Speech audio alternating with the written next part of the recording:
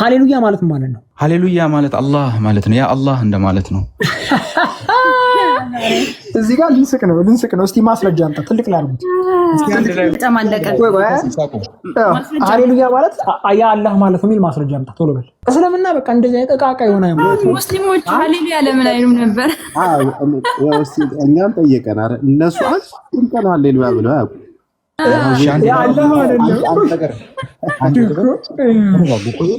ችግር የለውም።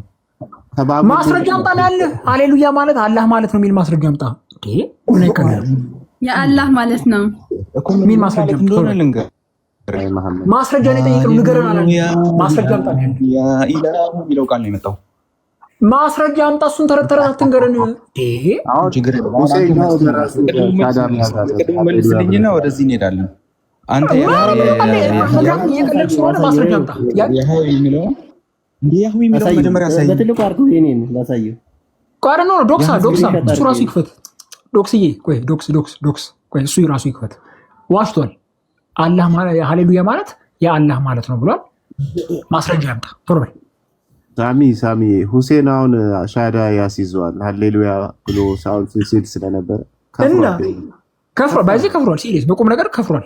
ምክንያቱም ለሌላ አምላክ ምስጋና ሰጥቷል። የያህዌ አምላኬ ነው እያለ እያመሰገነ ነው። ሃሌሉያ ማለት ምስጋና ለያህዌ ማለት ነው። ሃሌሉያ በማለቱ ለያህዌ ምስጋና ሰጥቷል። ስለዚህ ከእስልምና ወጥተሃል። ባይዜ በቁም ነገር መሐመድ ሃሌሉያ የአላህ ማለት ነው ማለት ምስጋና እዚሁ ቁጭ ብሎ ኤዲት ያደርጋል። አትረባረቡ ለሰባት ሰው እኔ ብቻዬን ነኝ። ሳሚ አይበቃኝም እና ነው። ቆይ ለጥያቄ ነው የመጣሁት። ሳሚ ብቻውን ያናግረኛል። ሃሌሉያ ማለት የአላህ ማለት የሚል ማስረጃ አምጣ ቶሎ በል። ሌላ ወሬ አልፈልግም። በቃ ሳሚ ብቻ ነው አሁን ሃሌሉያ ያለው ማስረጃ ማምጣቴ በፊት ስማኝ፣ ዝም ብለህ ከዚህ በኋላ ካወረዳችሁም አውርዱኝ። እላፊ አታውራ። ስማኝ መጀመሪያ ተረት አልፈልግም። እላፊን ያላወራው አንተ ማስረጃ አምጣ። እላፊ አበልባክ ዝም በል። እኔም አልችልም ሼር ማድረግ። እላፊ አትናገር። እኔ ሼር ማድረግ አልችልም። አንተ አሳየኝ ማስረጃ ሳይኖር ነው ታዲያ የዋሻው? እኔ አልዋሻውም። አንተ ነህ እስካሁን የዋሸህን 30 ደቂቃ ሙሉ ሃሌሉያ ማለት የአላህ ማለት ነው የሚል ማስረጃ ስጠና ታዲያ። ወላሂ ምን ያርጉኝ ነው አይነት ጌም እንደሚጫወቱ አንድ መናገር አልችልም። ጋይስ እስኪ አንዴ መሐመድ አሁን ያወርዱኛል። እሺ አይ ኤቪደንስ እየሰጣቸው ብታወራ ይሻልም። በየትኛው የእስልምና ሊቃውንት በየትኛው የእስልምና አስተምሮ ያህዌ ማለት አላህ እንደሆነ ማለት ነው ኤቪደንስ ስጣቸውና ከዛ በኋላ መወያየት ትችላላችሁ። ያለበለዚያ ጭቅጭቅ ነው የሚሆነው። ከታች ላለ ለሰሚ የሚያደክማል ብራዘር። እሺ እኔ አሁን የመጣሁት መጀመሪያ ጥያቄ ለመጠየቅ ነበር። ከዛ እሱ ግን ጥያቄን ከመጠየቅ በፊት ልጠይቅህ አለኝ። እሺ ጠየቀኝ። ከዛ ማስረጃ ሰጠሁት። ያን ተርጉምልኝ አልኩት። በትርጉም አላምንም አለኝ። እኔ ማስረጃ እሱ ብቻ ነው። ከዛ ይሄ ምን ማለት ነው ምናምን ማለት ሳይሆን ያን ተርጉምልኝ። ማተርጉምልኝ ከሆነ ዳም ሚንስ የኔ ማስረጃ አልተቀበልክኝም ማለት ነው። እሺ እንቶ ያንተ የጠየቀኝ ጥያቄና እኔ ልጠይቅህ አልኩና ጠየቅኩ። እስካሁን አልመለስክልኝም። እንዴት ነው መቀጠል የምንችለው? እኔ እዚህ ሃሌሉያ የሚለው የአላህ ማለቱ ነው የሚል ትርጉም ያለውን አምጣ ብለሃል። እኛ እየጠበቅን ያለነው እሱ ነው። እኔ እጅ በደረት አድርጌ እየጠበቅኩ ነው። አፍጥጬ ነው እዛው የምጠይቀው። እኔ እጅ በደረት አድርጌ ያህዌ የሚለውን እየጠበቅኩ ነው እስካሁን። እኔ ነበር መጀመሪያ የጠየኩት። መጀመሪያ እሱን እኛ እኮ ሰጠን። አንቺ መረጃ መረጃ መሐመድ ይህ ስላደርግ ነው እንደዚህ መጫወጫ ይቅርና አሁን ሳሚ ያለህን መረጃ አምጣ። እኛ ሙስሊሞች አይ እኛ ምንድነው የአላህ የምንለው ነው አልክ አይደል? ሃሌሉያ የምንለው እንላለን አልክ። ስለዚህ አንተ ሃሌሉያ የሚለውን አምጣ። እንደዛ ብሎ ተረጎመ። መረጃ ስጠን። ሚዩትን ክፈትና መረጃ ስጠን። ሳሚ ካለህ ቀጥል። ያ እንግዲህ ራዕይ 19 ከቁጥር 1 እስከ 5 ላይ ስታነቡት እግዚአብሔር ሃሌሉያ ተብሎ ይመሰግናል። ሃሌሉያ ማለት ደግሞ ከሁለት ቃላት የመጣ ነው፣ ሂሌል እና ያህ። ሂሌል ማለት ምስጋና ማለት ነው። ያህ ማለት ያህዌ ነው። ስለዚህ ሂሌሉያ ማለት ምስጋና ለያህዌ ማለት ነው። ሂሌሉ ያህ የእግዚአብሔር ወይ አዲስ ኪዳን ማምላክ ሂሌሉያ ተብሎ ተመሰገነ ማለት ያ ምስጋና የሚገባው ያህዌ ነው ማለት ነው። እግዚአብሔርን ወይም እዛ ጋር ተውስ የሚለው ሃሌሉያ ብሎ ካመሰገኑት እሱ ያ ምስጋና የሚገባው ያህዌ ነው ማለት ነው። በጣም ግልጽና ቀጥተኛ ነገር ነው። ስለዚህ እኛ ያህዌ ብለን እናመልካለን። ለዛ ነው በነገራችን ላይ አሁን እኛ ያህዌ ብለን እናመልካለን። ያህዌ ተመስገን ማለት እንችላለን። ያህዌ እግዚአብሔር ፈጣሪ አምላካችን ነው ብለን እናመልካለን። ምክንያቱም እግዚአብሔር የሚለው የግዕዝ ቃል ኦሪጂናሉ ነው። እግዚአብሔር ትርጉም ነው፣ ያህዌ ኦሪጂናል ነው። አያችሁ፣ ለዛ ነው እኛ ትርጉሙንም ኦሪጂናሉን መጠቀም እንችላለን። ትርጉሙ እግዚአብሔር እንጠቀማለን፣ ያህዌ ኦሪጂናሉ፣ ሁለቱንም እንጠቅሳለን። ሙስሊሞቹ ግን ያህዌን ያልሆነ የማይታወቅ አምላክ ስለሆነ የሚያመልኩት ያህዌ ማለት አይችሉም። ያህዌ የሚል ስም የለም፣ ያህዌ ብለውም አያመልኩም። ስለዚህ እነሱ የሚያመልኩት ሌላ አምላክ ነው ማለት ነው። ሌላ አምላክ ነው ወይም ጣዖት። ግልጽና ቀጥተኛ ነገር ነው። ለዛ ነው ትርጉም አልፈልግም ኦሪጂናል ብዬ ጠየቁት። ለዛ ነው። ምክንያቱም ኦሪጂናሊ አላህ የሚባል አምላክ አይታወቅም፣ ያህዌን ያልሆነ። እነሱ አላህ የሚሉ ደግሞ ያህዌን ያልሆነ አምላክ ነው። አያችኋል። ለዛም ነው ያህዌ ማለት አላህ ያህዌ ተብሎ ያልተጠራው ከአላህ 99 ስሞች መካከል ያህዌ የሚል ስም የሌለው፣ እነሱም ያህዌ ብለው ማያመልኩት ለዛ ነው። አሁን እሱ አላወቀም እንጂ ከእስልምና ወጥቷል። በነገራችን ላይ በቁም ነገር ቢኒ እየቀለደ አይደለም። ኦኬ ሃሌሉያ ብሏል። ሃሌሉያ ማለት ምስጋና ላይ ያህዌ ማለት ነው። ያህዌን አመስግኗል። እሱ ኦፊሻሊ ካፊር ነው። ሃሌሉያ ሃሌሉያ። በቃ ሪኮርዱን ያዙት ጋይስ። ከእስልምና ወጥቷል። ጋይስ አላህን ክዷል። ሃሌሉያ ብሎ ማለት ነው ከእስልምና። በቃ መቀለድ ጀመረ። አውርዱት። በቃ መቀለድ ጀመረ። አንድ ቀን እኔ ያወረድኩት መቀለድ ጀመረ። ሃሌሉያ ምናምን ያለ ሰምታችሁታል። ሲቀልድ ቢኒ ኤፌሶን ክርስቲያን ዶክስ ሲቀልድ ሰምታችሁታል። ሳሚ ዝም ብለህማ ደህና ሰው መስሎኝ ነበረ። ከባስ ልውረድ ምናምን ሲል እንደው ጥሩ አርጊመንት ያነሳብኝ እንድንሰማ ነበረ። አንተ ትምህርትህን ቀጥል። ምንም አሪፍ እንትን ነበር ስታነሳ የነበረው። እንትን ነው። ሌሎቹም አሉ። አንዳንድ ኮምፓይለር ያደረኳቸው ማስረጃዎች አሉ። በጣም ብዙ ማስረጃዎች አሉ። ምናልባት ኮምፓይል አደርጋለሁ። የዴድ ሲ ስክሮሉ ነው ከዚህ በኋላ ያለው። ዴድ ሲ ስክሮሉ 2100 ዓመት በፊት የነበረ ነው። 2100 ዓመት በፊት ባይዜ ከክርስትናም ከእስልምናም በፊት ነው። ጌታ በስጋ ከመወለዱ ከመቶ ዓመት በፊት ጌታ በስጋ ከመወለዱ ከመቶ ዓመት በፊት የነበረ ማስረጃ ነው ዴድ ሲ ስክሮል። እሱም እንኳን ይታወቃል እና እሱን ያለ ሌሎችም ብዙ ማስረጃዎች አሉ። በጣም ብዙ ማስረጃዎች አሉ። እነሱን ኮምፓይል ማድረግ አለብኝ። በተረፈ ይሄ ነው። በጣም የሚገራርሙ ማስረጃዎች ናቸው። ለመናገር ያመጣቸው ታንጀብል የሆኑ ማስረጃዎች ቀላል አይደለም። ቫይራል የሚወጡ መውጣት ያለባቸው አውትሶርስ የሆኑ ማስረጃዎች ናቸው። ከመጽሐፍ ቅዱስ ውጭ ያሉ ማለት ናቸው። ባይዘዌ አሁን እኛ ሂስቶሪካል አርኪኦሎጂካል እምነታችንን ማረጋገጥ እንችላለን። በቃ አሁን የብሉይ ኪዳን መጽሐፍቶች እውነት ተጽፎ ከሚገኙት ውጭ ከዛ ውጭ አውትሶርስ የሆኑ ማለት ነው በዕለት ተዕለት ህይወታቸው ውስጥ ለምሳሌ የሕዝቅኤል ማህተብ ራሱ መቅደም ያሳየው እዛ ላይ የተገኘው ጽሁፍ ሕዝቅኤል ማለት ስሙ ትርጓሜ ምንድን ነው የሚለው እነዚህ ሁሉ አውትሶርስ የሆኑ ማስረጃዎች ናቸው። እና ቴምፕሉም የተገኙ ቴምፕሎቹ ራሳቸው ያህዌ የሚመለክበት የነበረ ቴምፕል መሆኑ ከመጽሐፍ ቅዱስ ጋር ደግሞ ኮላቦሬት ማድረጋቸው የመጽሐፍ ቅዱስ ሂስትሪን ተከትለው ሲፈልጉ በዛ በተባለበት ተራራረ መሰዊያው መገኘቱ በጣም የሚገርም ነው። ቀላል ነገር አይደለም። እውነት ለመናገር እንደ ቀላል የምናየውም ነገር አይደለም እና በጣም የሚገራርሙ ማስረጃዎች ናቸውና ከዛ በተረፈ ደግሞ እንዳለህ መጽሐፍ ቅዱስ ውስጥም ሆነ አውትሶርስ የተገኙ ስሞች ሁሉም ግንኙነት ያላቸው ከያህዌ ጋር መሆናቸው ማለት ነው። አምላካቸው የሚያመልኩት ያህዌን መሆኑን ማለት ነው። ልክ አሁን እስልምና ከመጣ በኋላ ከአምላካቸው ስም ጋር እንትን ብሎ ምንድነው የአምላካቸውን ስም የሚገልጥ ስም እንደተገኘው ማለት ነው። ያው እነ አብደላ እነ አብዱ ሙጠሊብ ምናምን እንዲህ አይነት ስሞች አሁን ላይ ከአላህ ጋር ተያያዥነት ያላቸው ስሞች አሉ አይደል? በቃ ፋክት ነው አይደል? አሁን መሐመድ ከመጣ በኋላ አላህ ይመለክም ብለህ ልትክድ አትችልም። ለምሳሌ አብደላ የሚለው ራሱ አንድ ማስረጃ ነው። አብደላ ማለት የአላህ ባሪያ ማለት ነው። ስለዚህ አላህን ያገለግል ነበር ማለት ነው። እነዚህ ስሞች ግን ከመሐመድ መምጣት ጋር አብረው ተያይዘው የመጡ ናቸው። አስቀድሞ በነበረው በእስራኤላውያን ታሪክ ውስጥ በእስራኤላውያን የስነ ጽሁፍ ውስጥም ሆነ የአርኪኦሎጂ ውጤት ውስጥ ያልተገኙ በመጽሐፍ ቅዱስ ውስጥ በጠቅላላ የተገኙት ከያህዌ ጋር ግንኙነት ያላቸው ስሞች ናቸው። በቃ አምላካቸው ያህዌ ሲያመልኩ የነበሩት የያህዌ ባሪያ መሆናቸው የያህዌ አምላካቸው ያህዌ መሆኑ ከዛ ጋር ተያያዥነት ያላቸው ስሞች ብቻና ብቻ ናቸው። በቃ ስለዚህ ይሄ ፋክት ነው። በቃ ልትክደው የምትችለው ነገር አይደለም።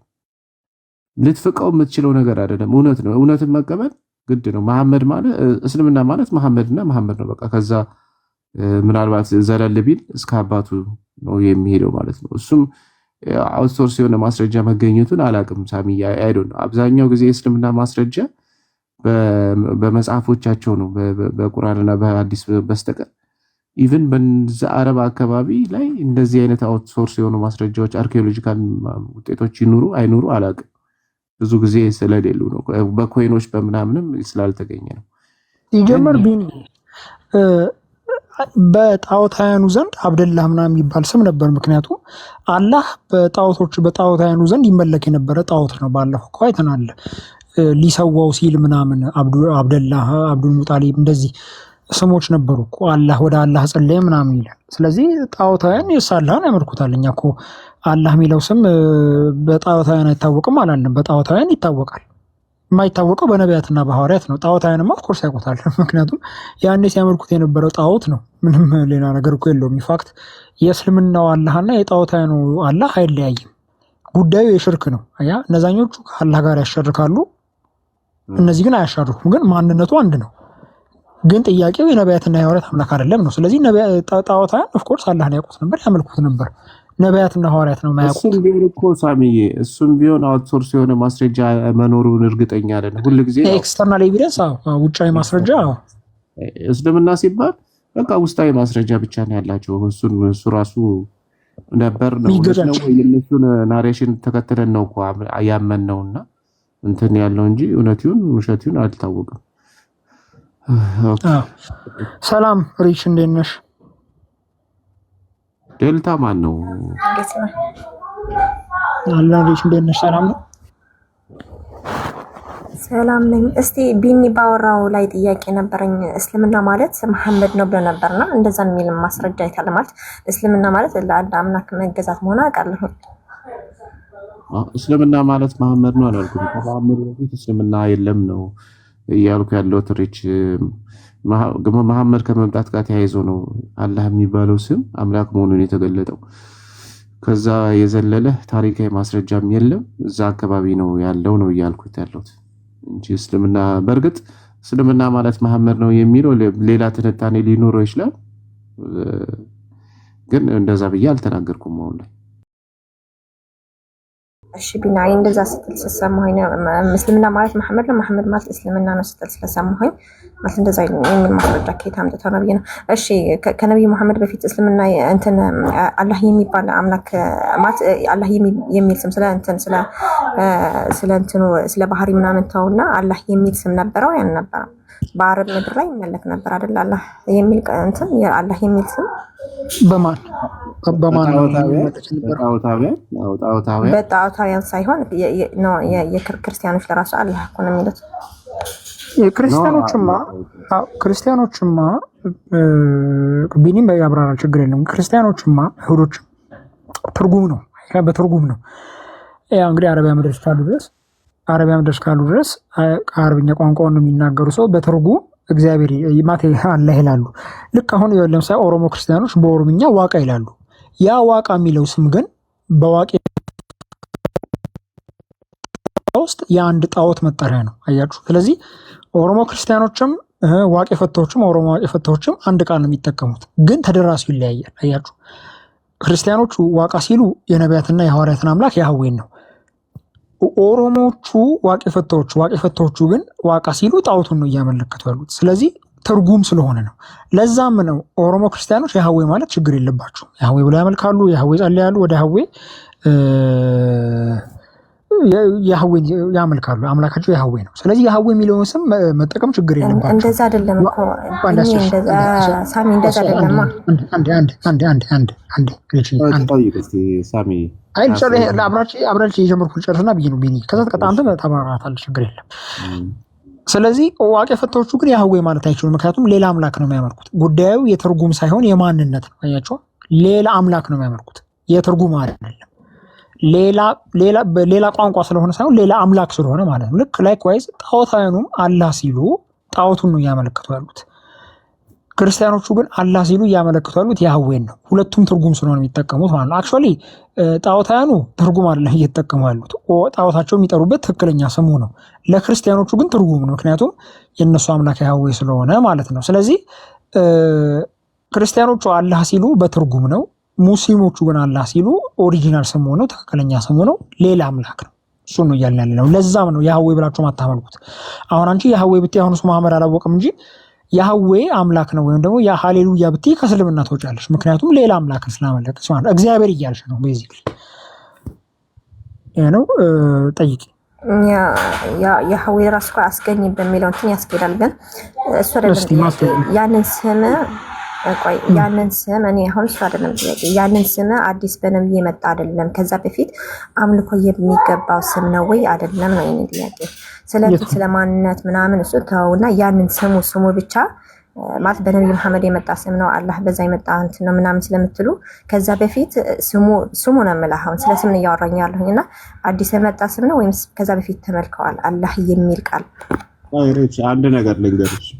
በመጀመሪያ ደረጃ እንደው መሐመድ ከመምጣቱ በፊት አረብ ክርስቲያኖች አላህ ብለው ማምለካቸውን ራሱ የሚያሳይ ማስረጃ የለም። ባይዘው መሐመድ ከመጣ ከ200 ዓመት በኋላ አይ ቲንክ መሰለኝ ኢቭን ወደ አረብኛ ቋንቋ መጽሐፍ ቅዱስ ራሱ የተተረጎሙ ማለት ነው። ሶ ከዛ በፊት የተጻፈ ነገር በሌለበት አላህ ብለው ነበር ያመልካሉ የሚለው ነገር ራሱ ማስረጃ የሌለው ትክክል ያልሆነ ሐሳብ ነው። አሁን ላይ መጽሐፎቻቸውን እስልምና በአካባቢው ከመጣ በኋላ በተጽዕኖ ምናምን በዛ ልክ አላህ ብለው አስገብቶ ሊሆን እንደሚችል ተስፋ እናደርጋለን ማለት እንገምታለን። ግን አልተተረጎመም። ስለዚህ ከ9ኛው መቶ ክፍለ ዘመን በፊት በአረብኛ የተተረጎመ መጽሐፍ የለም። ከዛ በፊት አላህ ብለው ስለማምለካቸው የሚያሳይ ማስረጃ የለም ማለት ነው። መቼ ነው አላህ ብለው ማምለክ የጀመሩት የሚለው ራሱ እኮ በትክክል የሚታወቀው ከመጽሐፎቻቸው ከተጻፉ ከ9ኛው መቶ ክፍለ ዘመን በኋላ ነው። ገብቶሻል?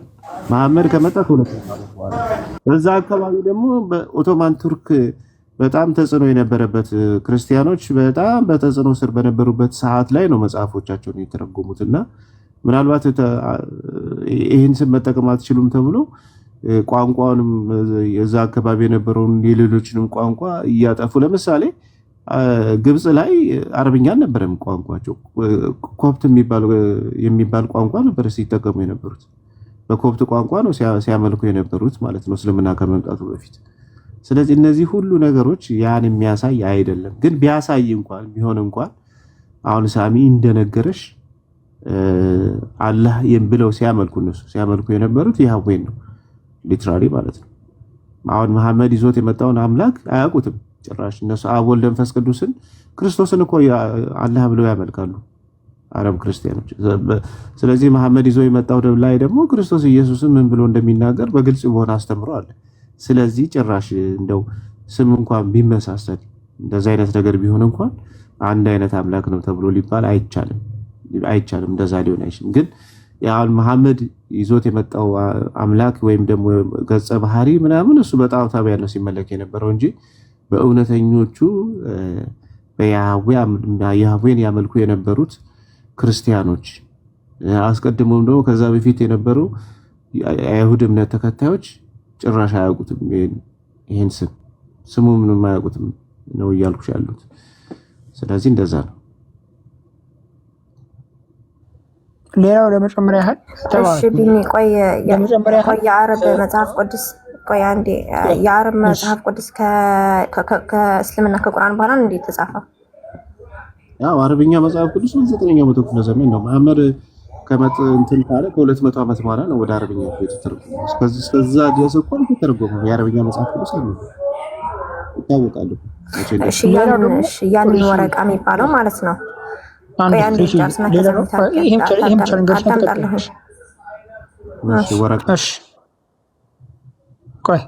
ፖይንቱን መሰለሽ ልጅ ቢኒ ያለው ነገር እንዳለ ሆኖ ዋናው የኛ ነጥብ ያህዌ አለመሆኑ ነው። አሁን በትርጉም ያህዌ በአረብኛ አላህ ተብሎ ሊጠራ ይችላል ወይ? አሁን እንደሚጠራው ከተባለ ሊጠራ ይችላል። ግን ያህዌ መሆኑ ነው መታመን ያለበት። አያችሁ፣ አሁን ፖይንቱ ያህዌ መሆን አለመሆኑ ላይ ነው። ያህዌን አለመሆኑ ነው አሁን ችግሩ የፈጠረው። ይሻ ቅድም እንዳልኩሽ ዋቃ የሚለው ስም በዋቄ ፈታ ውስጥ የጣዖት ስም ነው። ለምንድን እዛ ጋር ዋቃ እየተባለ ያለው ያህዌን ያልሆነ ካራክተር ነው። ያህዌን ያልሆነ ማለት ነው። እየሻ በኦሮሞ ክርስቲያኖች ዘንድ ግን ዋቃ የሚባለው ያህዌ ነው። ስለዚህ የያህዌ ትርጉም ስለሆነ ችግር የለውም። ያህዌ የሚለው ስም ተተርጉሞ ስለሆነ ችግር የለም። አሁን እስልምና ሐሰተኛ አምላክ ነው ያመልከው የምንልበት ዋነኛው ምክንያት አምላኩ ያህዌ ያለመሆኑ ነው። ነሰሰሪ አላህ የሚለው ስም ጋር ችግር ላይኖርብን ይችላል። እንገራችሁ ነሰሰሪ። ምክንያቱም የአረብ ክርስቲያኖች በትርጉም አላህን ያህዌን አላህ ብለው ይጠሩታል። በትርጉም ልክ የኦሮሞ ክርስቲያኖች ያህዌን ዋቃ ብለው እንደሚጠሩት ዋቃ የጣዖት ስም ቢሆንም ዋቃ የፈታ ውስጥ አላህም የጣዖት ስም ነበር። ያህዌን ያልሆነ የጣዖት ስም ነበር። ሁባል የሚጠራበት ስም ነበር። አሁን ያህዌን አላህ ብለው ይጠሩታል የአረብ ክርስቲያኖች በትርጉም ማለት ነው። ልክ ኦሮሞ ክርስቲያኖች በትርጉም ዋቃ እንደሚሉት የአረብ ክርስቲያኖችን በትርጉም አላህ ብለው ሊጠሩ ይችላሉ። ችግር የለም። አሁን ችግር የሚፈጥረው ምንድን ነው ከተባለ ያህዌን ያልሆነ ካራክተር ማምለክ ነው። ያህዌን ያልሆነ ገጸ ባህሪ ማምለክ ነው። ለዛም ነው አሁን አንቺ ልሽዬ እንደ አንድ ሙስሊም ያህዌ ማለት አትችይም። ያህዌ ብለሽ ማምለክ አትችይም። ሃሌሉያ ማለት አትችይም። ጠይቂያቸው ካላመንሽ ያከፍራል። ምክንያቱም አላህ ያህዌ አይደለም። እናንተ አላህ የምትሉት ያህዌ አይደለም። ስለዚህ ዋናው ጉዳይ ያህዌ መሆን አለመሆኑ ላይ ነው። ያህዌ ከሆነ እውነተኛ አምላክ ነው። ያህዌን ካልሆነ ደግሞ ጣዖት ነው ማለት ነው። ልጅ ዋናው ጉዳይ እሱ ነው። ሀሳብ ካለሽ ቀጥይ።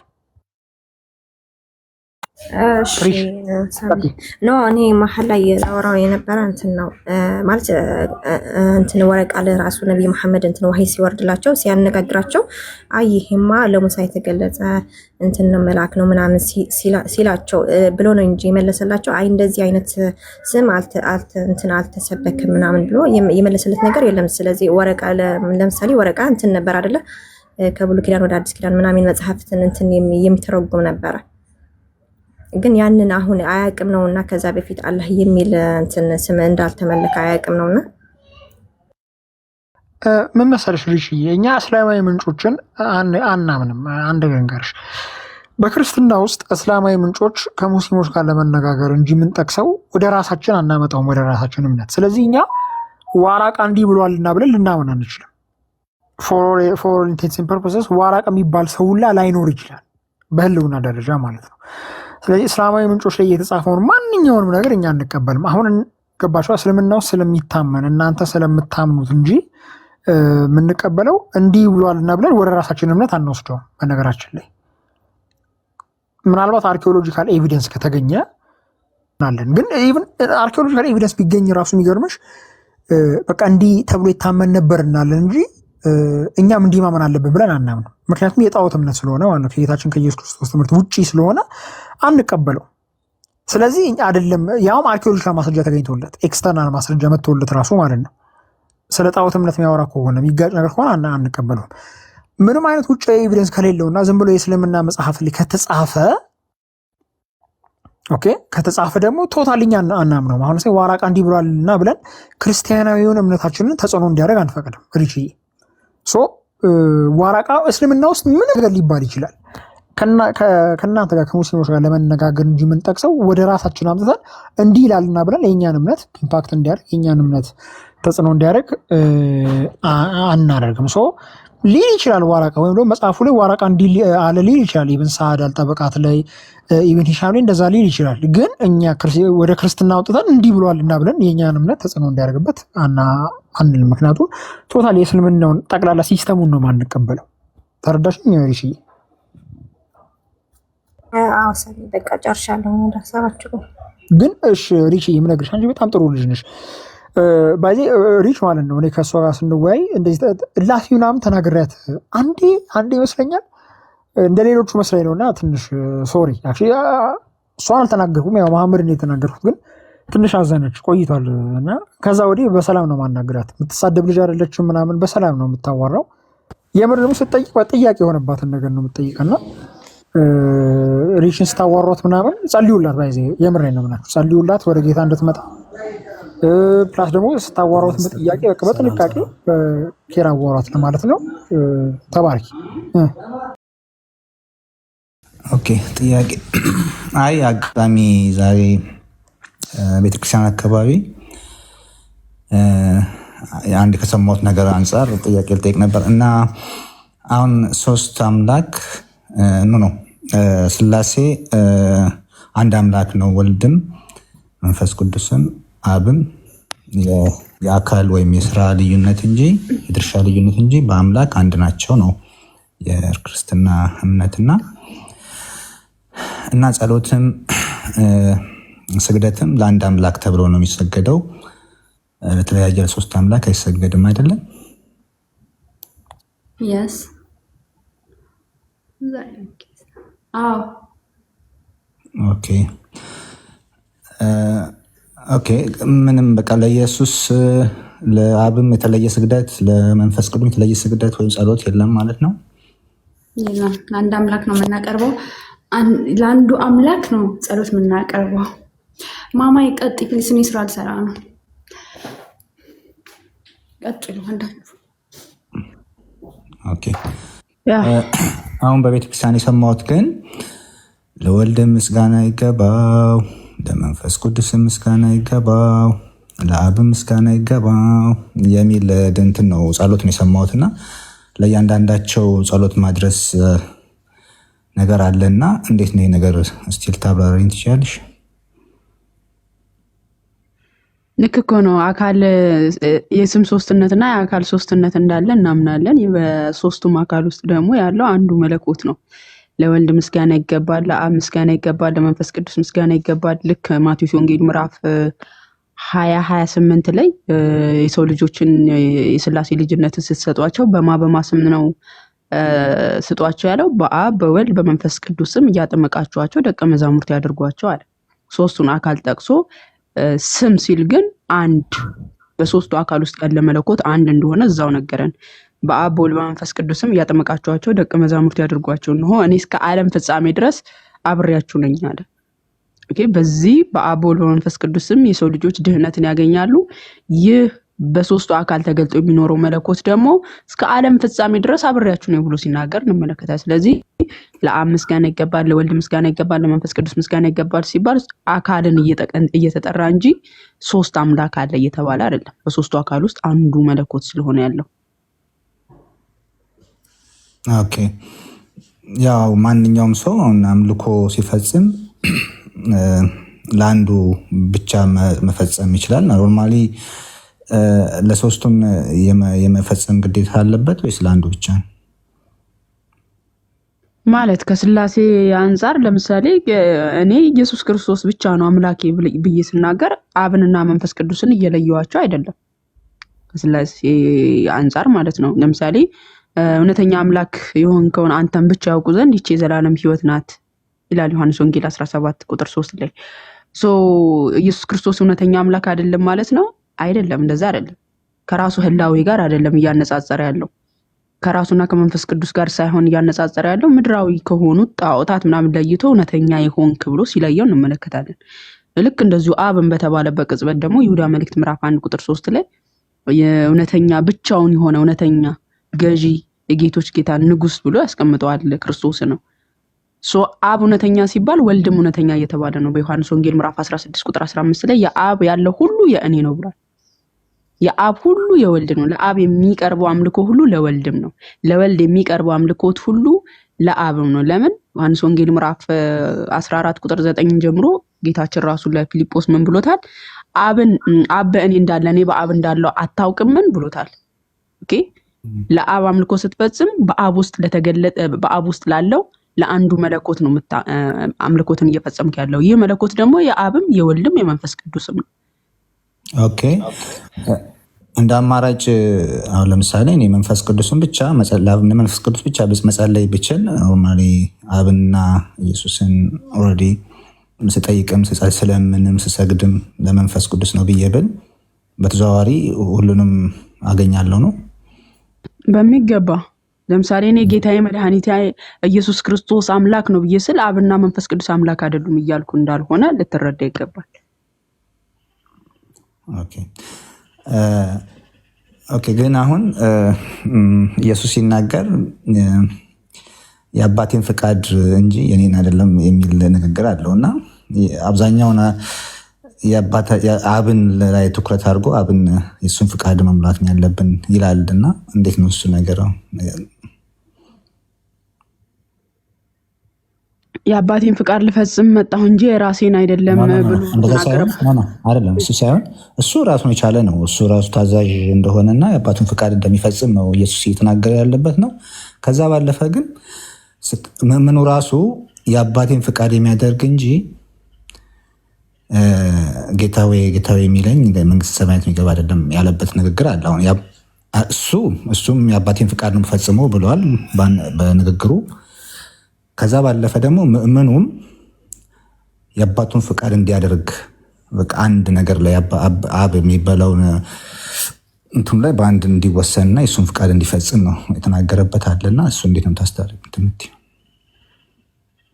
በመጀመሪያ ደረጃ ፍቃድ አንዲት ናት። በስላሴ መካከል የተለያየ ፍቃድ የለም። የአብም የወልድም የመንፈስ ቅዱስን ፍቃድ አንድ ነው። ከመጀመሪያው ይሄን ላጥራለህ እና ወደ አነሳው ፖይንት ልምጣ። የአባቴን ፍቃድ ልፈጽም እንጂ የራሴን ፍቃድ ልፈጽም አልመጣሁም ብሎ በተደጋጋሚ ሲናገር የምንመለከተው የአባቱ ፍቃድ ምንድነው? ውረድ ተወለድ የሰው ልጆችን አድን የምትናት። ይህ ፍቃድ ደግሞ የወልድም ፍቃድ ነው፣ የሰው ልጆችን ለማዳን የመጣ ነው። የመንፈስ ቅዱስን ፍቃድ ነው። ስለዚህ ይህም ፍቃዱን እየነገረን ነው። የአብ ፍቃድ ይህ ውረድ ተወለድ የሰው ልጆችን አድን የምትለው እንደሆነች እየነገረን ነው።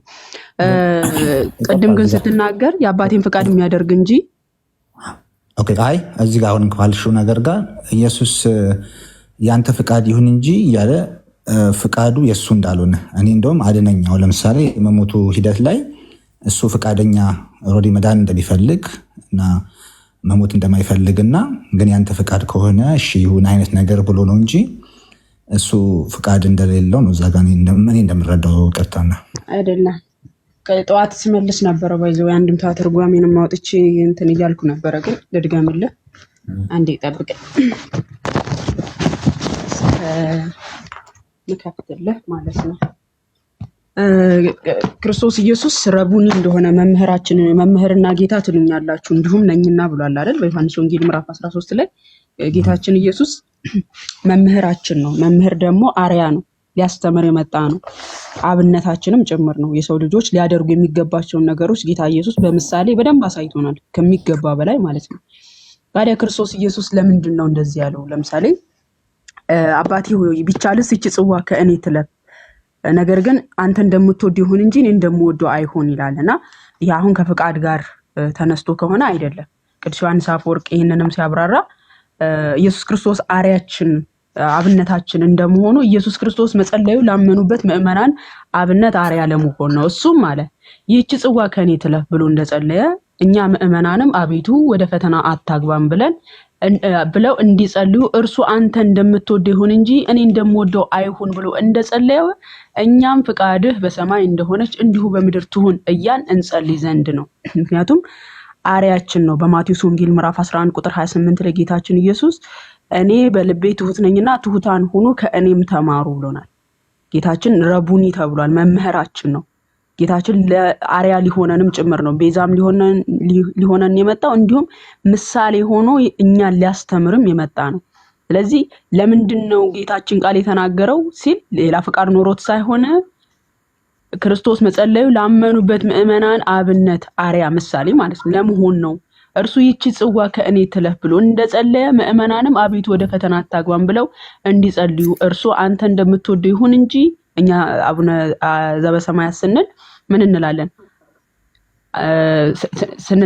ፍቃደ በሰማይ እንደሆነች እንዲሁም በምድር ትሁን እያልን እንጸልይ የለ አባታችን ነው እያልን ስንጸልይ ልክ እንደዚሁ ምንድነው እንደምወደው አንተ እንደምትወደው ይሁን እንጂ እኔ እንደምወደው አይሁን። ልክ ፍቃደ በሰማይ እንደሆነች እንዲሁም በምድር ትሁን እያልን እንደምንናገረው ማለት እኛ እንደፈቀድነው ሳይሆን አንተ ፍቃደ በሰማይ እንዳለች እያልን እንደምንጸልየው ይሄንን አርያ ሊሰጠን ነው ጌታ የተናገረው ብሎ ይናገራል። ግን ሞትም ፈርቶ ምናምን አይደለም። ይሄ አይ ሞትም ፈርዶ ሳይሆን እኔ ከሱ አንጻር ሳይሆን ኖርማሊ የፍቃድ ጉዳይ ከሚለው አንጻር ነው ያነሳሁትና እሱም እንዳለ ሆኖ አሁን እኔ ከራሴ ምንም ማድረግ አልችልም። የሰማሁትን ፈጽማለሁ አንዳች ከራሴ ፍቃድ አንዳች ማድረገው ነገር የለም ምናምን የሚል ጥቅስ አለ። አሁን ዮሐንስ ወንጌል 5:30 ይሄ ለማስተማር ነው ልትይኝ አትሽም። ምናልባት 5:30 ሲጀመር ስለ ፍቃድም አይደለም የሚያወራው። አንደኛ ፍቃዴንም አልሻም ይኸውልሽ ፍቃዴንም አልሻም ነው የሚለው አይደል እዛ ጋር እስቲ ፍቃዴን አልሻም ማለት እኔ ከአብ የተለየ ፍቃድ ኖሮኝ ያንን ፍቃዴን አልሻም ማለት ነው። ለምሳሌ ሁለት ሰዎች እኩል ስልጣን ያላቸው አንድን ድርጅት የሚያስተዳድሩ እኩል የሆነ ስልጣን ኖሯቸው ትእዛዛቸውም አንድ የሆነ ማለት ነው። ስለዚህ አንደኛው ከአንደኛው ምን ይላል? እኔ ሌላ ስልጣን ኖሮኝ ሌላ ትእዛዝ ልሰጥ አልችልም፣ ትእዛዛችንም አንድ ነው ብሎ እንደሚናገረው ጌታ ኢየሱስም አብም ፍቃዳቸው አንድ ሆኖ እኔ የተለየ ፍቃድ ኖሮኝ ፍቃዴን አልሰጥህም ነው፣ ፍቃዴን አልፈጽምም፣ ከአብ የተለየ ፍቃድ የለኝም። ፍቃድ የለኝም ኦልሬዲ ከሱ የሰማሁት እንጂ። ለምሳሌ ምን መሰለሽ አንድ ነገር ደግሞ እዚህ ጋር መረዳት ያለብሽ እሱ ከራሱ ምንም ነገር እንደማያደርግ የራሱ ፍቃድ እንደሌለው አይደለም። ስለመቻል አይደለም ባይዘይ ስለችሎታ አይደለም። እኔ ከራሴ አንዳች ማድረግ አልቻለኝም ሲል ቁጥር 21 ላይ አንብበዋል። ምን ይላል ቁጥር 21 ላይ? አብ ሕይወትን እንደሚሰጣቸው አብ ሙታንን ሕይወት እንደሚሰጣቸው ወልድም እንዲሁ ለሚወዳቸው ማነው ቁጥር 21 ላይ አብ ሙታንን እንደሚያስነሳ አለ። ልክ አብ ሙታንን እንደሚያስነሳ ሕይወትም እንደሚሰጣቸው እንዲሁ ልክ አብ ሙታንን አስነስቶ ሕይወት እንደሚሰጠው እንዲሁ ተመሳሳይ ወልድም ደግሞ ሙታንን አስነስቶ ሕይወት ይሰጣል ይለናል። ከአብ የተለየ ሳይሆን ልክ አብ የሚያደርገውን ማለት ነው። ከአብ የተለየ ነገር አያደርግም። ምክንያቱም አንድ መለኮት ነው ያላቸው፣ አንድ ፍቃድ ነው ያላቸው። አብ ሕይወትን ሲሰጥ ሙታንን ሲያስነሳ ወልድ አይገለም። ይቅርታ ግን ፍቃድ እኔ አሁን ለምሳሌ ምን መሰለሽ አሁን እዚህ ጋር ከሱ ኦልሬዲ የሚቀበለው ነገር እንዳለ እየተናገረ ለምሳሌ እኔ ከራሴ ያላደርገም አለ እኮ ላምብብል እሱ ያንተ አረዳድ ነው። የኛ መጽሐፍ ቅዱስ አረዳድ እኔ ኖ መረዳቴን አልተናገርኩም። እኔ በነገራችን ላይ መረዳቴን አልተናገርኩም። ቃሉን ነው የተናገርኩልሽ ያለው እንጂ የራሴ መረዳት አልተናገርኩም። ቁጥር 17 ጀምሮ አንብበዋል። ስለ መጻጉዕ ይናገራል። መጻጉዕን ስለፈወሰ አይሁዳውያን እንዴት በሰንበት ትሰራለህ ብለው ሲከሱት እንመለከታለን። እና ቁጥር 17 ላይ ሊገሉ ሲያሳድዱት ምን አላቸው? አባቴ እስከዛሬ ይሰራል እኔም ደግሞ እሰራለሁ አላቸው ይለናል። ኦኬ አባቱን እንደሚሰራ አባቱ ሰንበትን ሳይል ነፍሳትን ይፈውሳል። ጌታ ኢየሱስም ከአባቱ ሳይለይ እስከዛሬ ይሰራል የምትለዋን ቃል በደንብ አስተውል። አባቱ ስነ ፍጥረትንም ሲፈጥር እየሰራ ነው። ከዛም ጀምሮ ወልድም አብሮት እየሰራ እንደሆነ እየነገረ ነው። አባቴ እስከዛሬ ይሰራል እስከምትለዋ ከአብ ያልተለየ እንደሆነ የሚያመለክት ቃል ነው። አብ ባለበት ሁሉ ወልድ እንዳለና እንደሚሰራ ልክ መጽሐፈ ምሳሌ ምዕራፍ 8 ቁጥር 24 ጀምሮ ሰማያትን በዘረጋ ጊዜ ምድርን በዘረጋ ጊዜ እኔ በእርሱ ዘንድ ታታሪ ሰራተኛ ነበርኩ፣ ዕለት ዕለትም ደስ አሰኘው ነበር እንዳለው ደስ አሰኘው ነበር እንዳለው ልክ ከዛ ስነ ፍጥረትን ሲፈጥር ሁሉ አብሮት ያለው ቃል ምን አለ? አባቴ እስከዛሬ ይሰራል እኔም እሰራለሁ። ይኸው በሰንበትም ዛሬም እሰራለሁ። እችን ቀን አባቴ ያላቆማትም እኔም እሰራለሁ። ምክንያቱም አንድ ፍቃድ ስላላቸው ማለት ነው። ስለዚህ ምን አሉ እንግዲህ ሰንበትን ስለሻረ ብቻ አይደለም፣ ነገር ግን ደግሞ ራሱን ከእግዚአብሔር ጋር አስተካክሎ እግዚአብሔር አባቴ ነው ስላለ ስለዚህ አይሁድ ሊገሉት አብዝተው ይፈልጉት ነበር አለ። ቁጥር 19 ላይ አስተውል። ስለዚህ ኢየሱስ መለሰ እንዲህም አላቸው። ኢየሱስ ምን አላቸው? እውነት እውነት እላችኋለሁ አብ ሲያደርግ ያየውን ነው እንጂ ወልድ ከራሱ ሊያደርግ ምንም አይችልም አላቸው። እኔ ከራሱ የተለየ ነገር አልሰራም፣ አባቴ የሚሰራውን ግን ሁሉን ነገር እሰራለሁ። ከራሱ የተለየ ነገር ከሰራ ሁለተኛ መለኮት ሊመጣ ነው ማለት ነው። ስለዚህ ምን አላቸው? አብ ሲያደርግ ያየውን ነው እንጂ ወልድ ከራሱ ሊያደርግ ምንም አይችልም። ያ የሚያደርገውን ሁሉ አብ የሚያደርገውን ሁሉ ወልድ ደግሞ እንዲሁ ያደርጋል። አብ የሚያደርጋትን ሁሉ ወልድ ያደርጋታል። ከአብ የተለየ ነገር ግን አንዳች ነገር አይሰራም። ለምን? አንድ መለኮት አንዲት ፍቃድ ስላለ ከአብ የተለየ አብ ሕይወትን ሲሰጥ ወልድ አይገድልም። ገብቷል? መለኮታቸው አንድ ስለሆነ ነው። ቁጥር 20 ላይ ምን አለ? አብ ወልድን ይወዳልና የሚያደርገውንም ሁሉ ያሳየዋል። እናንተም አትደነቁ፣ ትደነቁ ዘንድ ከዚህ የሚበልጥ ስራ ያሳየዋል። አብ ሙታንን እንደሚያነሳ አለ። ቃሉን አስተውል። አብ ልክ ሙታንን እንደሚያነሳ ሕይወትም እንደሚሰጣቸው እንዲሁ ተመሳሳይ ልክ አብ እንደሚያደርገው ወልድም ደግሞ ለሚወዳቸው ሕይወትን ይሰጣቸው። አብ ሙታንን አስነስቶ ሕይወት ሲሰጥ ወልድ አይገድልም፣ የተለየ ነገር አይሰራም። እንዲሁ ከአብ ተመሳሳይ ነው የሚሰራው። ከዛ ቁጥር 30 ላይ ይህ ከአብ ጋር ተመሳስሎ የሚሰራው ቁጥር 30 ላይ ምን አለ? እኔ ከራሴ አንዳች ላደርግ አይቻለኝም። ልክ አብ የሚያደርገውን ሁሉ እያደረገ ነው። አብ ሕይወትን ሲሰጥ ወልድም ሕይወትን ይሰጣል። አብ ሙታንን ሲያስነሳ ወልድም ሙታንን ያስነሳል። እኔ ከራሴ አንዳች ላደርግ አይቻለኝም ማለት እኔ ከራሴ አንዳች ላደርግ አይቻለኝም ማለት ከአብ የተለየን ስራ አምላካዊ ስራ መስራት አልችልም። ለምን? እርሱ ከአብ ያልተለየ መለኮት ነው ያለው እንጂ የተለየ መለኮት አይደለም። አንድ መለኮት አንዲት ፍቃድ ስለሆነ ከአብ የተለየን ስራ አይሰራም። እንደሰማው ፈርዳለሁ ፍርዴም ቅን ነው የላከኝን ፍቃድ እንጂ ፍቃዴን አልሻም። የአባቴን ፍቃድ ልፈጽም መጣው እንጂ እኔ ሌላ ፍቃድ ኖሮኝ ያንን ፍቃድ ልፈጽም አልመጣውም ነው። የአባቱ ፍቃድ ደግሞ የእርሱን ፍቃድ ስለሆነ ማለት ነው። ውረድ ተወለድ የሰው ልጆችን አድን የሚል ነው። ይህንን ደግሞ የወልድም ፍቃድ ስለሆነ መጥቶ ሞቶልኝ። ስለዚህ ከዛ አንፃር ግን እዚህ ጋር ዞሮ ዞሮ ታዛዥ ነው። ኦልሬዲ የታዘዘ ነው ብለሽኛል። የአባቴን ፍቃድ ለመፈጸም ነው እንጂ የራሱ ፍቃድ የለውም እዚህ ጋር ማለት ነው። ኦልሬዲ ማለት ነው። አሁን እንደተናገርሽ ከሆነ የራሱ ፍቃድ ሊኖር አይችልም። ካለውማ ወደ ሁለት ፍቃድ ይመጣል። ስላሴ ላይ ሁለት ፍቃድ የአብ ፍቃድና የያዘው በቃ አሁን የኔ ፍቃድ ነው ማለት አለበት እሱ ራሱ እዛ ጋር ሁለት የተለየ ፍቃድ ከሌለው እኮ የሱ ፍቃድ ከአብ ተልኮ መምጣት ነው። ከአብ ተልኬ መጥቼ የሰው ልጆችን ላድን። አብ ወደ ምድር የላከው ለምንድን ነው? የሰው ልጆችን አድን ብሎ ነው። የገዛ ክንዱን መድኃኒትን አመጣለት ጽድቁንም አገዘው እንዳለን ኢሳይያስ 59 ቁጥር 16 ላይ የገዛ ክንዱን የላከው ማን ነው? አብ ነው። ምን እንዲሆን እርሱ ሞቶ የሰው ልጅን እንዲያድን። ስለዚህ ያ ፍቃድ የአባቱ ፍቃድ ነው፣ የልጁም ፍቃድ ነው፣ የመንፈስ ቅዱስም ፍቃድ ነው። ስለዚህ ከአባቴ ተልኬ መጥቼ የአባቴን ፍቃድ ልፈጽም ነው ሲል የእርሱም ፍቃድ እንደሆነና የመንፈስ ቅዱስም ፍቃድ እንደሆነ የሚያሳይ። ኦኬ ግን አንቺ ያኛው እኛ ሊያስተምር ነው አልሽ እንጂ እኔ ይህችን ጽዋ ከኔ ትለፍ ያለውን ኦልሬዲ እሺ እኛን ለማስተማር ነው አልሽ። ግን አይደለም ያልኩት አሁን እሱ ራሱ ይሄን ያኛውን የፍቃዱን ጉዳይ በደንብ የሚገልጽ ነገር ነው። ኦልሬዲ አንቺ እንደዛ ብለሽ ከተረዳሽው እኔ ካንቺ ጋር እኔ ሳልሆን እኔ በራሴ መረዳት ማስቀመጥ አልችልም መጽሐፍ ቅዱስ ላይ እኔ ሳልሆን በግልጽ የሚነግረን ነገር ነው። አንቺ ምናልባት የመጽሐፍ ቅዱስ የምትረጉሚበት መንገድ የአንቺ ነው የገለጽሽው እንጂ እኔ አይደለም የተረጎምኩት። እኔ ሳልሆን የተረጎምኩት ነው ምናምን ያልሽው ከሌላ ጥቅሶች ወንድማችን አንደኛ ነገር ኦኬ እኔ ተቀብዬሻለሁ እኮ ችግር የለውም። የአንቺ አረዳድ መጽሐፍ ቅዱስ ላይ በግልጽ እንደዚህ ቢል የአንቺ አረዳድ አትበል ብሮ፣ የአንቺ አረዳድ አትበል። የኔ አረዳድ አይደለም። የኔን አረዳድ መጽሐፍ ቅዱስ ላይ ማስቀመጥ አልችልም። ኦኬ እሺ፣ አመሰግናለሁ። እሺ ሌላ የኔን ሳይሆን የቤተክርስቲያን እይታ ምንድነው እዚህ መጽሐፍ ላይ ቤተክርስቲያን ምንድነው ያስተማረች የሚል እንጂ የኔን አረዳድ እኔ ፕሮቴስታንት አይደለሁም ኦርቶዶክስ ነኝ። የኔን አረዳድ ዝም ብዬ የፈለኩትን ትርጉም መናገር። ሁለተኛው ደግሞ መጨረሻ ላይ ይሄ ጌታ የሚለውን እሱ አሁን የአባቴን ማማ ያንቺ ካልጠየቅሽው እዛው ክፍል ላይ ነው ልጠይቀው። ወደዛ ከመግባት በፊት አሁን የጠቀስከው ዮሐንስ ወንጌል ላይ ኢየሱስ ክርስቶስ አብ የሚያደርገውን አምላክ የሚያደርገውን እኔ እንዲሆን የማደርገዋለሁ ይላልና ኢየሱስ ክርስቶስ አብ የሚያደርገውን ነገር ማድረግ ይችላል አይደለ? በዛ በክፍሉ መሰረት አብ የሚያደርገውን ሁሉ የታዘዘውን ያደርጋል፣ ያልታዘዘውንና ያለ ፍቃዱ አያደርግም። ፈጣሪ ያዘዘውንና የፈቀደለትን ያደርጋል። እሺ አንዴ የጠየቅኩን ብቻ ነው የምትመልሰው እንጂ አልጠየቅኩኝም ነው ሁሉንም ያደርጋል። መለኮት የሚያደርገው ጥያቄ አድምጥና ትመልሳለህ። እሺ አትቸኩል። የተጠየቀው ጥያቄ ምንድነው? መለኮት የሚያደርገውን ነገር ኢየሱስ ክርስቶስ ማድረግ ይችላል አይደለ? ሁሉም አንድም ሳይቀር። እሱ በአብ ይወሰናል ነው የምልህ እኮ። አብ ያዘዘውን እና የፈቀደለትን ያደርግ ይችላል።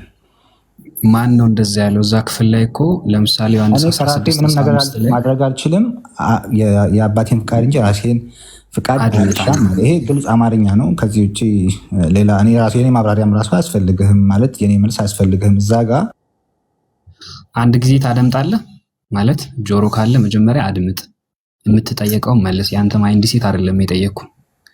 ለምሳሌ ዮሐንስ ወንጌል ምዕራፍ 16:15 ላይ የአብ የሆነው ሁሉ የእኔ ነው ይላል።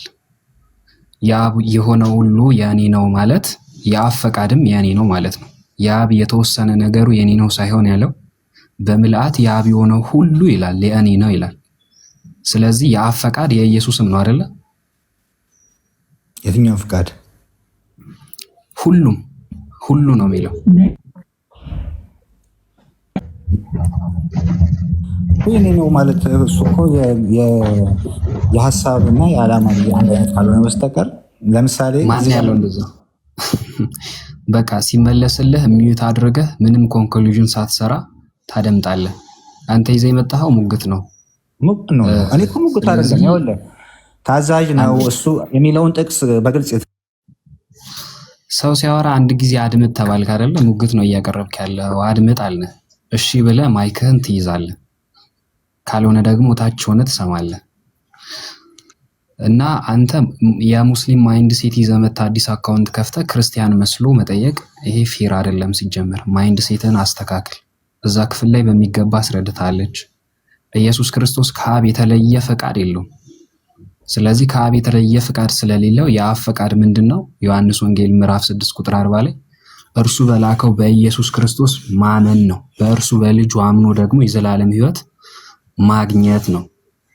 ስለዚህ በእርሱ በኢየሱስ ክርስቶስ አምነ የዘላለም ሕይወት የምታገኝ ከሆነ ጌታችን ኢየሱስ ክርስቶስ እየተናገረ ያለው እዛ ጋር ምንድነው? የፈቃድ አንድነት እንዳላቸው እያሳየ ነው። እኔ ከራሴ አንዳች አላደርግም። ኢንሴንስ ምን ማለት ነው? ከአብ የተለየ ነገር አላደርግም፣ ነገር ግን አብ የሚያደርገውን ያ ሁሉ እንዲሁ ወልድ ደግሞ ያደርገዋልና ይላል። ስለዚህ የትኛውም ነብዩን የትኛውም ፍጡር ይሁን መለኮት የሚያደርገውን ነገር ማድረግ አይችልም። እንዲህ ብሎ ከኢየሱስ ክርስቶስ ውጭ የተናገረም የለም። እርሱ መለኮት ስለሆነ የእግዚአብሔር ልጅ በባህሪ ከእርሱ ጋር የሚስማማ ስለሆነ አብ የሚያደርገውን እንዲሁ ወልድ ደግሞ ያደርጋልና አለ። ለምን ሲባል የአብ የሆነ ሁሉ የእርሱ ስለሆነ ዮሐንስ ወንጌል ምዕራፍ 16-15 ላይ የአብ የሆነ ሁሉ የእኔ ነው ይላል። ስለዚህ የአብ ፈቃድ የወልድ ነው። ከዚህ አንጻር ከአብ የተለየ እኔ ከራሴ አንዳች አላደርግም የሚል ነገር ትርጉም አለው። ይህንን ትርጉም ክርስቲያኖች እናምናለን፣ ኮመንታሪ ማምጣት እንችላለን። አንተ ግን ለብቻህ ትቆማለህ። እስላማዊ መነጽር ይዘህ በዛ ማይንድ ሴት ነው የምትጓዘው። ሰው ሙግት አታውቅም። ኖ እንደዛ አይደለም። እኔ እኮ አንተ አሁን ነገሩን እያወራን ነበር እኮ አንተ አሁን ወደ ቀጣይ አቅርብላትና ትመልስላለች። እሺ ጥያቄ አቅርብ፣ ግን አትከራከር ማለት ጥያቄን ካቀረብክ በኋላ አዳምጥ። እሺ ብሩዬ ተቀጥል።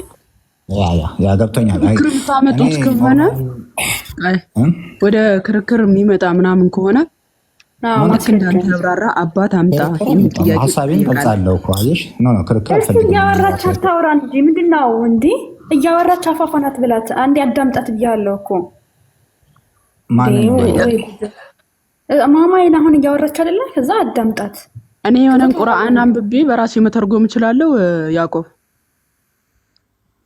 እኮ ትርጉምሽን ሰምቻለሁ እኮ ነው ያልኩሽ። እኔ አሁን የተቃወም የመቃወም እኔ ቁርአን አንብቤ የራሴ መረዳት እዛ ላይ አስቀምጬ እንዲህ ነው ማለት እችላለሁ ወይስ ተፍሲራትን ነው ማየት ያለብኝ?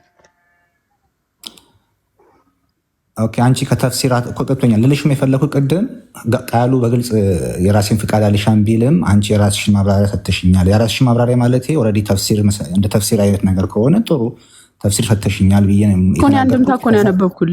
ያውም የአባቶችን ትምህርት እኮ ነው በዚህ ጥቅስ ላይ ያብራሩትን ነው እንትን ያልኩልህ።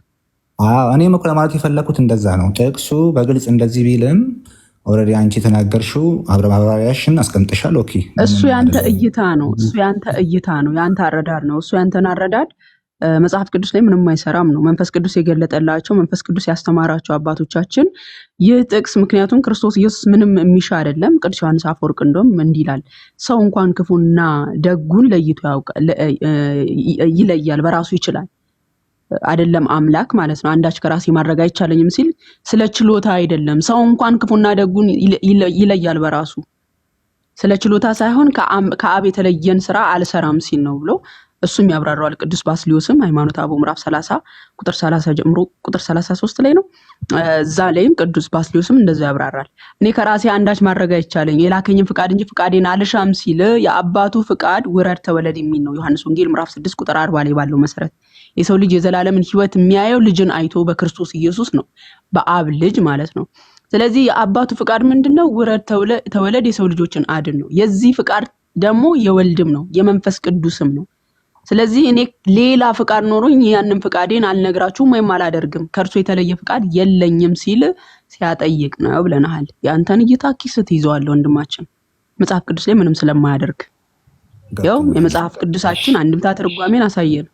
እሺ አመሰግናለሁ። እሺ ሌላ ጥያቄ አለ እዚህ ላይ ጥያቄ ኦልሬዲ የኔ ያንተ ፍቃድ ይሁን ጥያቄ ነው ማብራሪያ ሳይሆን ጥያቄ አለ። ጥያቄ? አዎ ጥያቄ አለኝ። የፍቃድ አንቺ እያቋረጥሽኝ እኮ ነው። ልናገር። ቀጥል። እሺ ጥያቄ ግን አለ። ኦኬ ያኛውን ጌታዬ ጌታዬ የሚለውን ፓርት ደግሞ አልነገርሽኝም። እሱን ነው በፍቃድ ዙሪያ ያለውን እሱን አስረጅኝ። ምን የሚለው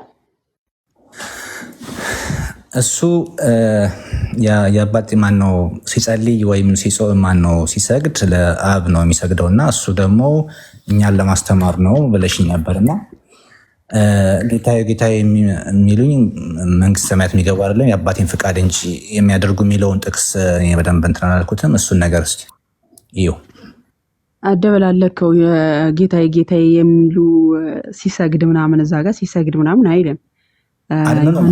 ያገናኘሁት እንዴት ከየቱ ጋር መሰለሽ?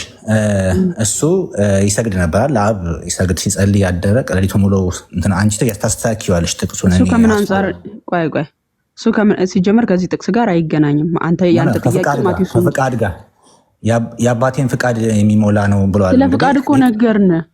ስለ ፍቃድ ልነግርሽ ነው እኛ ሳይሆን እንትን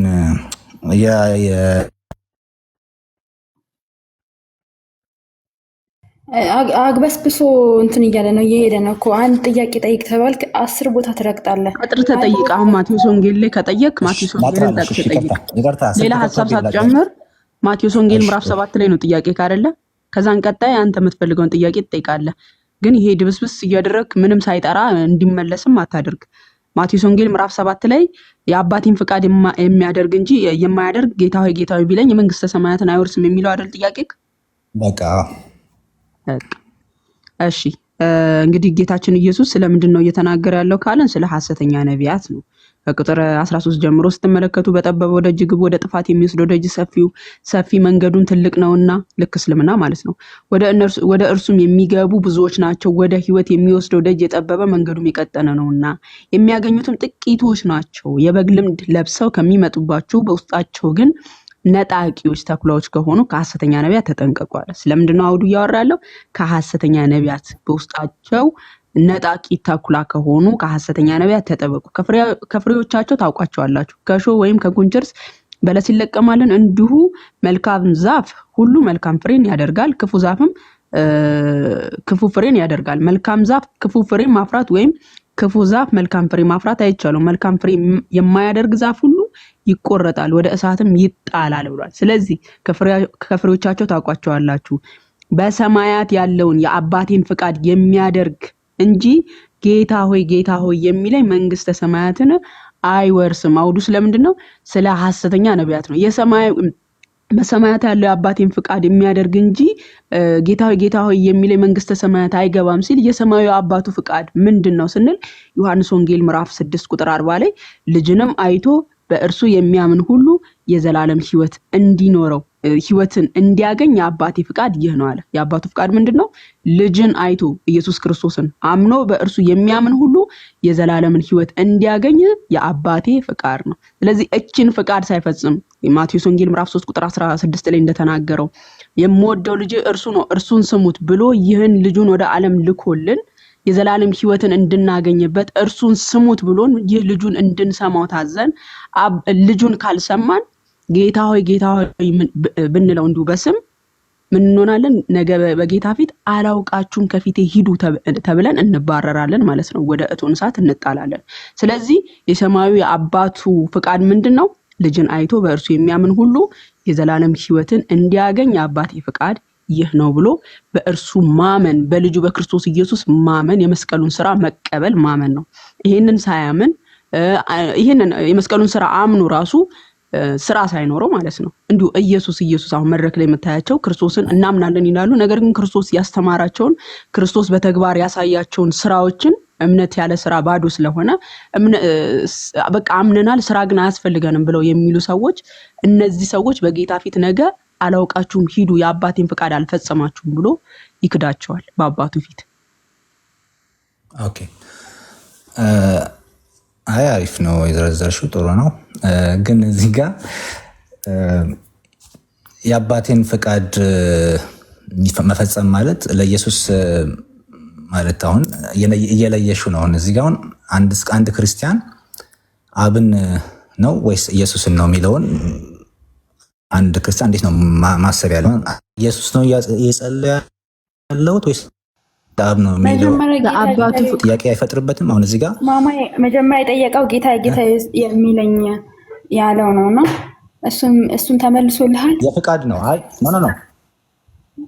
ኖ እንደዛ አይደለም ጥያቄ። እኔ የአብ ፍቃድና የኢየሱስን ፍቃድ ነው ጥያቄ። እዚህ ጋር የመጣሁት ጌታዬ ለሚለው አይደለም መልስ እየፈለኩ እየጠየኩሽ እኮ። የአባቱ ፍቃድ ምንድነው ብሎሃል ዮሐንስ ወንጌል ምዕራፍ 6:40 ላይ ልዩነት ነው የምነግርህ። አዎ የሁለቱ የፍቃድ ልዩነት። የአባቱ ፍቃድ ምንድነው ብያለሁ? እስቲ ቆይ ንገረኛ። እያዳመጥክ ከሆነ የአባቱ ፍቃድ ምንድነው ብያለሁ? በኢየሱስ ማመን ማለት ነው። ልጁንም አይቶ በእርሱ የሚያምን ሁሉ በልጁ የዘላለም ሕይወት እናገኝ ዘንድ ወደ ዓለም መላክ ነው የአባቱ ፍቃድ አይደል? ያ ተልኮ የመጣው ደግሞ በዚህ ፍቃድ ተስማምቶ ነው የመጣው። በዚህ ፍቃድ አንድ የሆነ ነው አይደለ? በየትኛው ፍቃድ ታዛዥ እንደሆነ አውቀው በዛኛው ጥቅሱ ላይ የሰው ልጆችን ለማዳን ፍቃዱ ሆኖ የመጣው ማን ነው? ታዛዥ ሆኖ ፍቃዱ ሆኖ ሳይሆን ታዛዥ ሆኖ ፍቃዱ ሆኖ ታዛዥ ሆኖ ትሁት ሆኖ የኔ ፍቃድማ አልሻም አለ እኮ። የኔን ፍቃድ አልሻም የአባቴን ፍቃድ። አረ የምጠይቅህ መልስ ብራዘር። እሺ የሰው ልጆችን ለማዳን ፍቃዱ ሆኖ ወደ ምድር የመጣው ማን ነው? ወደ ምድር የመጣው ማለት ኢየሱስን ነው የምትጠይቅኝ? አሁን የሰው ልጆችን ለማዳን በስጋ የተገለጠው ማን ነው? እሱን አንቺ ነሽ የምትነግሪኝ። እኔም እኮ ኢየሱስ ነው ከአብ ተልኮ የሰው ልጆችን ለማዳን ፍቃዱ ሆኖ ወደ ምድር የመጣው ይህ ወልድ ነው። ይሄ ወልድ የተገበረልንን ያደረገልንን ዋጋ ደግሞ በልባችን ያተመልን መንፈስ ቅዱስ ነው። አንድ ፍቃድ አላቸው ማለት ነው። በሶስቱ አካል ውስጥ አንዲት ፍቃድ አለች፣ የተለየ ፍቃድ የለም። የተለየ ፍቃድ የለም። ኦኬ እሺ። ከተናገረው ነገር ጋር ግን ተቃራኒ ነው። ኦልሬዲ ምንም ጥያቄ የለውም። እሱ ያንተ አረዳድ ነው። እሱን ያንተን አረዳድ ተቀብያለሁ። እስኪ ያልገባችሁ አንድ ቁጥር ጻፉ እስቲ። ያልገባችሁ ጥያቄ እንድጠይቁ አንድ ቁጥር ጻፉ እስቲ። እስቲ የገባችሁ ገብቶናል በሉ፣ ያልገባችሁ ደግሞ አልገባንም ብላችሁ ጻፉ እስቲ። እስቲ እውነት አንተ እያዳመጥክ ነው ወይስ አላዳመጥክም የሚለው እኔ ያልገባችሁ ወይም የገባችሁ እስቲ አልገባንም የገባችሁ ገብቶናል በሉ፣ ያልገባችሁ አልገባንም በሉ።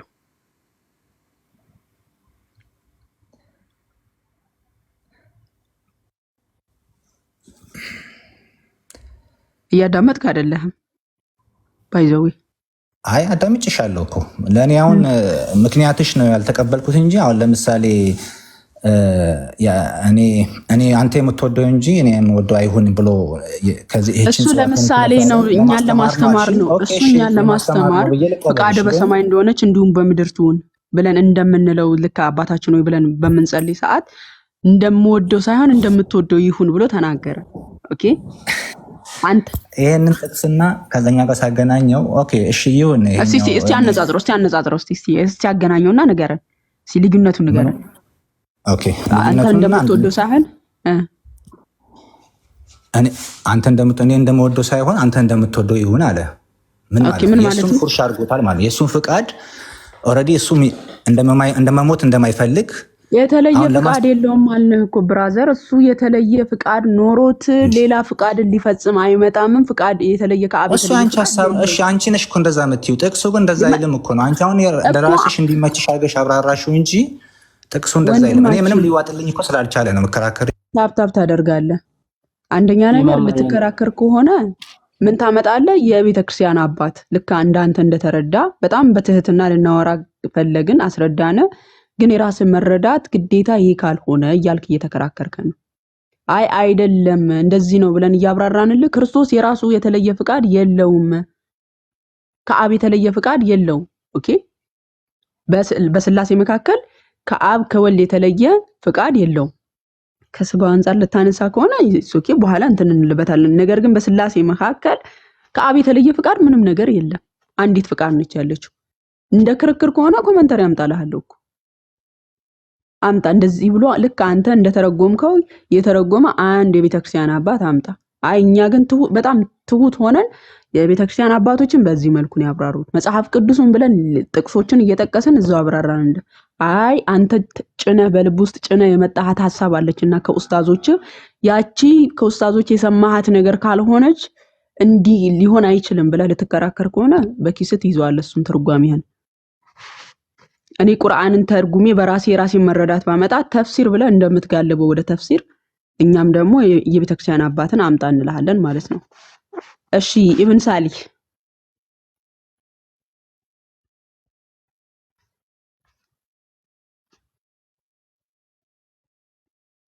ሰላም ማማ ይሰማችኋል?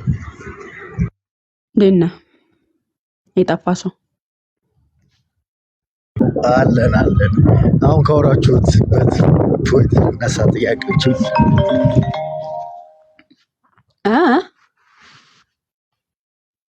አሁን እያወራችሁበት ከነበረው ፖይንት ልነሳው ጥያቄዎች። አዎ ጠይቅ። እሺ የመጀመሪያው ጥያቄ ማለት ነው ኢየሱስ ክርስቶስ ያው እነዛ የጸለየው ምን ያለው በስጋ እኛ ያለውን ለማስተማር ነው ካልን ስፔሲፊካሊ ለምንድን ነው ለአብ ብቻ የሚጸልየው? መንፈስ ቅዱስም አምላክ ከነበረ ለእሱን ስለምንድን ነው አድሬስ የማያደርገው? ወይም ደግሞ እሱን ምትል ማለት አብ ከመንፈስ ቅዱስ የተለየ እንትን የለውም፣ መለኮት የለውም። አንደኛ ነገር። ሁለተኛ ነገር ግን ክርስቶስ በተደጋጋሚ በአይሁድ ፊት የአብን ስም ይጠቅስላቸዋል። አንድ ሚዩት አድርግ ዘይት። እኔ ነው ከኢብን ሳሊ ነው። ኦኬ ኢብን ሳሊ አንተ ነው።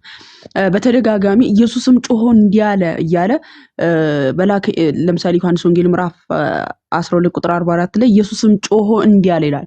ለምንድነው የጮኸው ሲባል የሚናገረውን ነገር እንዲያስተውሉት አይሁዳውያን በተደጋጋሚ የሚከሱት ምንድነው? ከአብ ተልከህ አልመጣህም፣ ከአብ ተልከህ የመጣህ አይደለህም አንተ ብለው ሐሰተኛ እንደሆነ አድርገው ስለሆነ እየተመለከቱት ያሉት እርሱ ከአብ ተልኮ እንደሚመጣና የአብ ልጅ እንደሆነ ለማሳየት በተደጋጋሚ በአይሁድ ዘንድ የአብን ስም ነው የሚጠቅስላቸው።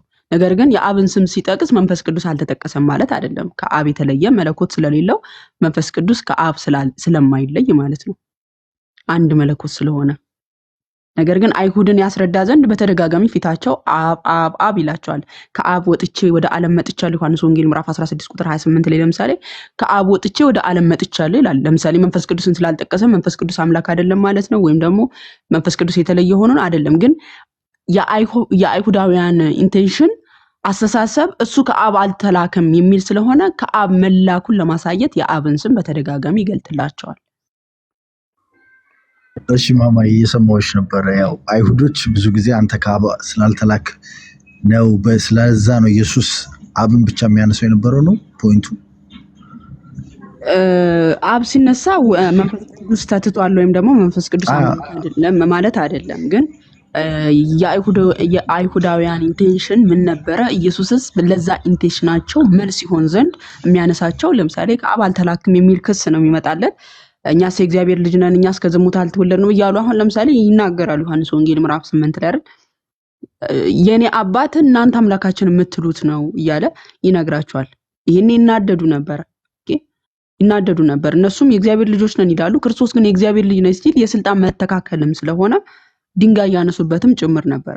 ስለዚህ እሱ ከአብ ተልኮ መምጣቱን አልተቀበሉትም። ሰው በተደጋጋሚ የሚገልጥላቸው ከአብ መላኩ ነው፣ እነሱ ይሄን ይረዱ ዘንድ ማለት። ስለዚህ አብ ብሎ ሲገልጥ ከአይሁዳውያን አስተሳሰብ የተነሳ ክርስቶስ እነሱ ይረዱት ዘንድ ነው እንጂ መንፈስ ቅዱስ አምላክ ስላልሆነ አይደለም ለማለት ፈልጌ ነው። ገብቶኛል። አዎ እንደ ክርስትና ስኮርሽት ያው ስላሴ ኮንሴፕትን ከያዝን ግን ኢየሱስ ኦልሬዲ ከአይሁዶች እኮ አሁን ወደ መጨረሻው ሰዓት ላይ ነው አይደለ ጸሎትን የሚያደርሰው መሰቀሉ ሲደርስ አካባቢ ለደቀ መዛሙርቶቹ ነው እንዲማሩበት ተፈለገው። እንዲሁም መስቀል ላይ ሆኖ እንትን ሲል ያው ትንቢቷንም እየፈጸመ ቢሆን በብሉይ ኪዳን የተነገረውንም ኤሎሄ ኤሎሄ ያለው ግን ለዛ ለተቀበሉት ማስተማሪያ እንዲሆን ተደርጎ ከሆነ የተያለው እንዳለ አድሬስ እያደረገ ያለው አብን ነው። በቃ ስፔሲፊካሊ አብን ኢቭን እግዚአብሔርን እንኳን ወይ ደግሞ አምላክን ትናድ አምላክ ያለው አብን ብቻ ነው የሚል ትምህርት የለም። ኢቭን ሳሊ አምላክ ያለው አብን ብቻ ነው የሚል አይደለም። ምክንያቱም አንደኛ ደቀ መዛሙርቱ ፊት ነው ሲጸልይ የነበረው። ለምሳሌ እቺ ጽዋ ከኔ ትለፍ ብሎ የተናገረው ደቀ መዛሙርቱ ስር ነው እንጂ አይሁዳውያን ፊት አይደለም የሚል አይነት ከሆነ እሱ ለማስተማር አብነት ነው። ቅዱስ ዮሐንስ አፈወርቅም እንዳለው ለማስተማር ነው። ቅድም ያነበብኩትን ሜቢ ካልሰማኸኝ ይሄ ደቀ መዛሙርቱ ይማሩበት ዘንድ ራሱ ደቀ መዛሙርቱ ምን ብሏቸዋል? ከእኔ ተማሩ፣ እኔ በልቤ ትሁት ነኝና እናንተም ትሁታን ሁኑ ከእኔም ተማሩ ብሏቸዋል። ማቴዎስ ወንጌል ምዕራፍ 11 ቁጥር 28 ላይ። ስለዚህ እነዚህን ከእኔ ተማሩ ያላቸውን እናንተ መምህርና ጌታን ትሉኛላችሁ፣ አዎ ነኝ እኔ መምህራችሁ ነኝ እንዳለው መምህራቸው ደግሞ አርያ ሲሰጣቸው ምን አላቸው? አንድ ቦታ ተርጓሚያችንም ይሄን ሲያብራራ እንደውም ከላይ ጀምሮ እንትን ልበልላችሁ ኢየሱስ ለምንድን ነው የጸለየው ለኢብን ሳዲ ሳይሆን ብቻ ሳይሆን እዚህ ጋር 400 ምናምን ሰዎች ስላላችሁ ሁላችሁም ጧትም ሳነበው የነበረው ነው። አባቴ ሆይ ከዚህ ሰዓት አድነኝ የሚለው ጥቅስና ብቻ ደስ ይች ጽዋ ከእኔ ትለፍ የምትለዋን ጥቅስ በሙሉ ማቴዎስ ወንጌል ላይ ሉቃስ ወንጌል ላይ ያለውን ያመጣና ኢየሱስ ክርስቶስ አባቴ ሆይ ከዚህ ሰዓት አድነኝ ማለቱ ከሞት ለመዳን ፈልጎ አይደለም። ምክንያቱም ወደ ኢየሩሳሌም እንደሚሄድና ከሽማግሌዎች ከካህናት አለቆች ከጸሐፊዎችም ብዙ መከራ እንደሚቀበል ለደቀ መዛሙርቱ በነገራቸው ጊዜ ቅዱስ ጴጥሮስ አይሁንብህ ጌታ ሆይ ይህ ከንቱ አይድረስብህ በማለት እርሱን ከመውደዱ የተነሳ አትሞትብኝ የሚል ቃል ሲናገረው፣ ጌታችን ግን ዘወር ብሎ ጴጥሮስን ወደ ኋላ ሂድ አንተ ሰይጣን የሰውን እንጂ የእግዚአብሔርን አታስብምና እንቅፋት ሆነህብኛል ብሎ ገስጾታል። አትሞትብኝ የሚለው ጴጥሮስ እንቅፋት ሆነህብኛል በማለት ገልጾታል። ሞትን ፈርቶ ለመነ ማለት አይቻልም። ኦኬ ሞትን ፈርቶ ለመነ ማለት አይቻልም። ምክንያቱ ሲባል ሊይዙት በይሁዳ እየተመሩ የመጡትን ጭፍሮች የካህናት አለቆች ፈሪሳውያንም ማንን ትፈልጋላችሁ ብሎ ጠይቆ የናዝሬቱ ኢየሱስን ሲሉት እኔ ነኝ ባላቸው ጊዜ ወደ ኋላ ፈግፍገው በምድር ላይ ወድቀዋል። ዮሐንስ ወንጌል ምዕራፍ 18 ቁጥር 4 ጀምሮ ስትመለከት ማለት ነው። ምን ይላል? ሞትን ፈርቶ ቢሆን ኖሮ ያን ጊዜ ጠላቶቹ ሲወድቁ ከእጃቸው አያመልጥም ነበርን ይላል። ያመልጥ ነበረ። ከዛ ሲን ቅዱስ ዮሐንስ አፈወርቅ ደግሞ ዕብራውያን ምዕራፍ 5:7 የቅዱስ ጳውሎስን ጥቅስ ይጠቅስና ምን የሚለውን እርሱም በስጋ ወራት ከሞት ሊያድነው ወደሚችል ከብርቱ ጩኸትና ከእንባ ጋር ጸሎትና ምልጃን አቀረበ፣ እግዚአብሔርንም ስለመፍራቱ ተሰማለት የሚለውን ሲያብራራ ምን አለ? ቢቻል ይህች ጽዋ ከእኔ ትለፍ ባለ ጊዜ ከሞት ይድን ዘንድ ወደ አብ ማለደ ትላለህን? እስኪ ንገረኝ ብሎ ይጠይቃል ቅዱስ ዮሐንስ አፈወርቅ።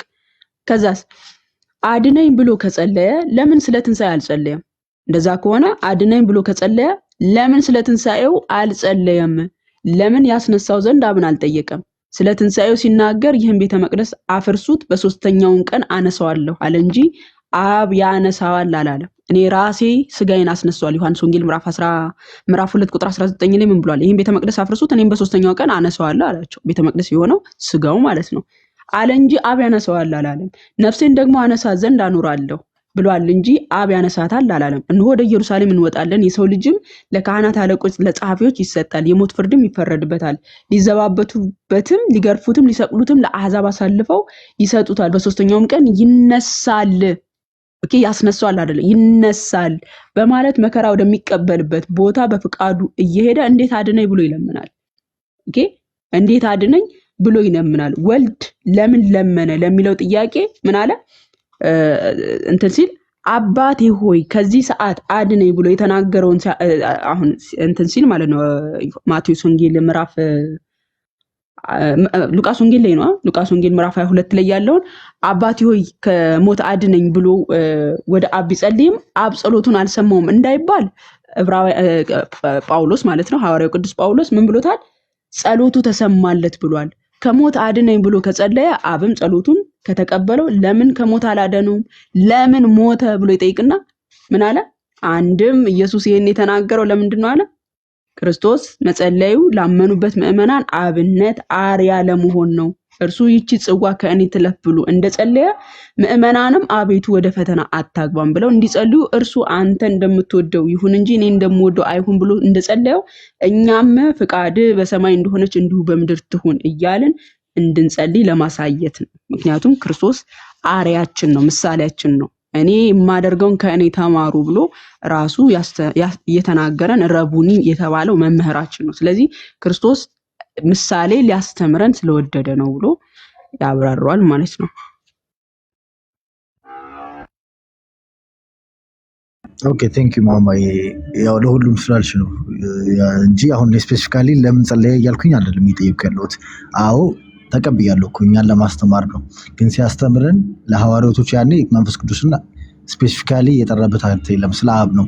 ቅድም ደግሞ ያው ይሄን ቤተ መቅደስ አፍርሱ በ3 ቀን አስነሳዋለሁ ሲል እነሱ አልተረዱትም አይደል? አይሁዶቹ ወይ ደግሞ ደቀ መዛሙርቶቹ እንትን ነው ስለ ቤተ መቅደስ እያወራ ነው እንጂ እሱ ሙቶ እንደሚነግራቸው ደቀ መዛሙርቶቹ ተረድተዋል። አይሁዳውያን 46 ዓመት ሲሰራ የነበረ የሶሎሞን ቤተ መቅደስ አለ። እነሱ የመሰላቸው ያ ቤተ መቅደስ ነበር። ምን አሉ? ይሄን ቤተ መቅደስ አፍርሱ በ3ኛው ቀን አነሳዋለሁ ሲላቸው ምን ብለው ጠየቁ? 46 ዓመት ሙሉ ሲሰራ የነበረን ቤተ መቅደስ በ3 ቀን አነሳዋለሁ ትላለህን አሉት። ዮሐንስ ግን መለስ አድርጎ ምን አለን? እሱ ግን ሲናገር የነበረው ስለ ስጋው ቤተ መቅደስ ነው አለን። አያ ሐዋርያቱ የተረዱት ምንድነው? ጌታ የተናገረው ስለ ስጋው ቤተ መቅደስ እንደሆነ ይሄንን የነገረን። እንደውም እነሱ ይሄንን አሰቡ። ዮሐንስ ግን ምን አለ? ጌታ ግን ሲናገር የነበረው ስለ ስጋው ስለ ሰውነቱ ነበረ ብሎ እዛው ቁጥር 20 ላይ ገልጸዋል። አዎ ኦኬ። እሱን ካለ በኋላ ግን ኢየሱስ ያው መጽሐፍ ቅዱስ ላይ ደግሞ አብ እንዳስነሳው ይናገራል አይደል? አዎ የአብም የወልድም የመንፈስ ቅዱስም እንትን ምንድነው ፍቃድ አንድ ነው። ግን አብ እንዳስነሳው መንፈስ ቅዱስም አስነሳው ተብሎ መንፈስ ቅዱስም ሮሜ 8:11 ላይም የእርሱ መንፈስ ክርስቶስን ከሙታን አስነሳው ብሎ ይናገራል። አብም አስነሳው ተብሎ ሐዋርያት ሥራ ላይ ተነግሯል። ዮሐንስ ወንጌል ላይ ራሱ በስልጣኑ እንደሚነሳ ዮሐንስ ወንጌል ምዕራፍ 10 ቁጥር 14 ጀምሮ ሲናገር ጌታ ነፍሴን ላኖራትም ላነሳትም ስልጣን አለኝ ብሏል። ኦኬ በራሱ ስልጣን እንዳለው ነፍሴን ማንንም ከእኔ አይወስዳትም ብሎ በራሱ ስልጣን እንዳለው ተናግሯል። ሊያኖራትም ሊያነሳትም ማለት ነው። ግን ለምንድነው ሶስቱም አካል የተጠቀሱት ከተባለ በሶስቱ አካል ውስጥ የተገለጠው አንዱ መለኮት ነው፣ ይህን ስጋ ያስነሳው ነው። ኦኬ ቅዱስ ጎርጎርዮስ ሃይማኖተ አበው ምዕራፍ 46 ቁጥር 3 ላይ ምን ይላል? እግዚአብሔር ባልኩ ጊዜ ስለ አብ ስለ ወልድ ስለ መንፈስ ቅዱስ እየተናገርኩ እንደሆነ አስተውል ይላል። ስለዚህ እግዚአብሔር ተብሎ የተገለጸው አብ ወልድ መንፈስ ቅዱስ ነው ሐዋርያት ሥራ ላይ። ስለዚህ እነዚህን ሁሉ አሁን እንትኖችን የምንረዳው ግዴታ ሃይማኖተ አበውን አስታከን መረዳት አለብን ማለት ነው አይደለም። ሃይማኖተ አበው ጋር ራሱ ሳትሄድ ሃይማኖተ አበውም ግዴታ ነው መጽሐፍ ቅዱስን በራስ እንትን መፍታት ስለማትችል እዛው ጋር ራሱ ስትመለከት አሁን ኢቨንሳሊ ሰፋ አድርግና አእምሮህን እዚህ ጋር ኢየሱስ ክርስቶስ በራሴ ይሄን ቤተ መቅደስ አፍርሶ በ3 ቀን አነሳዋለሁ አለ። እንደውም ማርቆስ ወንጌል ምዕራፍ 9 ላይ ከተመለከት እኔ ከሙታን እነሳለሁ ይሄንን ነገር ለማንም አትንገሩ ብሎ ሐዋርያቱን ሲያስጠነቅቃቸው እንመለከታለን። በራሱ እንደሚነሳ ማለት ነው።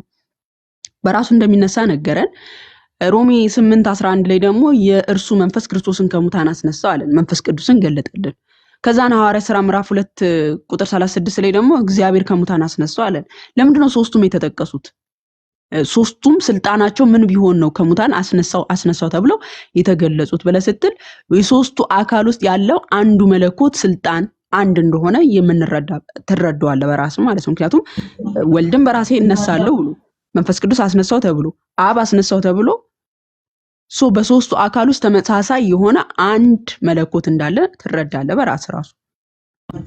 አሁን እንደዛማ ከተረዳሁት እውነት አላለማለት እኔ የምረዳው ምንድነው አንድ መለኮት አለው። ግን ያ አንድ መለኮት ነው እነዚህ ሶስቱንም ክራይቴሪያ እንትን አሟልቶ የተጫወተ ያለው ያ አንዱ መለኮት በትክክል ማለት አብም ራሱ ነው ወልድም ራሱ ነው። እሺ በቃ አውት ኦፍ ቶፒክ ልጠይቅሽ እና ሃይማኖተ አበውን ወይም እንደዛ ቅዱስ አፈወርቅን ምናምን ያልሻቸው የማን እንትን ናቸው ማለት ሐዋርያ አይደሉም አይደል? ናቸው ሐዋርያ ናቸው ስለ ለምሳሌ ቅዱስ አግናጢዮስ ለምሳሌ ይሄንንም ያብራራል። ቅዱስ አግናጢዮስ ለምሳሌ የቅዱስ ዮሐንስ ደቀ መዝሙር የነበረ አባት ነው። ቅዱስ ዮሐንስ ስር ቁጭ ብሎ ልክ ሐዋርያው ቅዱስ ጳውሎስ ስር ጢሞቴዎስ ቁጭ ብሎ እንደተማረ ሁሉ ቅዱስ ዮሐንስ ወንጌላዊ ቅዱስ ዮሐንስ ስር ደግሞ ቅዱስ አግናጢዮስ ቁጭ ብሎ የተማረ ነው። ብዙ አባቶች ሐዋርያት ስር ቁጭ ብለው የሐዋርያትን በአይናቸው ያዩ ከሐዋርያት እግር ስር ቁጭ ብለው የተማሩ አባቶች ናቸው። ኤርሊ ቸርች ፋዘሮች ማለት ነው። ኦኬ ታዲያ እነዚህ ሐዋርያቶቹ ለነሱ ሲያስተምሯቸው ከመጽሐፍ ቅዱስ ባሻገር መጽሐፍትን ጽፈውላቸዋል ማለት የነሱን አረዳት ላይ ተፍሲር ተብሎ እንደሚጻፍ ጽፈውላቸዋል ወይስ እንደዚህ የሶስተኛው ትውልድ የተናገሩትን የጻፉትን ነው የሚይዘው?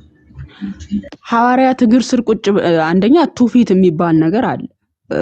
በቤተክርስቲያናችን ውስጥ ትውፊት አለ። መጽሐፍ ቅዱስ ላይ ካልተጻፈ አንቀበልም የምንል ሰዎች አይደለንም እኛ ኦርቶዶክሳውያን ትውፊትን ስለምንቀበል ማለት ነው። ሲቀጥል ደግሞ ቅዱስ አግናጢዮስ ለምሳሌ ዮሐንስ እግር ስር ቁጭ ብሎ ሲማር የዮሐንስን እምነት የሚረዳ ነው። ዮሐንስ ከምን አንፃር ይሄን ተናገረው? የዮሐንስ እምነቱ ይሄንን ሲያብራራ ምን አይነት እምነት ይዞ ነው? ለምሳሌ በመጀመሪያ ቃል ነበር፣ ቃልም በእግዚአብሔር ዘንድ ነበር፣ ቃልም እግዚአብሔር ነበር ሲል ዮሐንስ በመጀመሪያ ቃል ነበር ያለው ማንን ነው?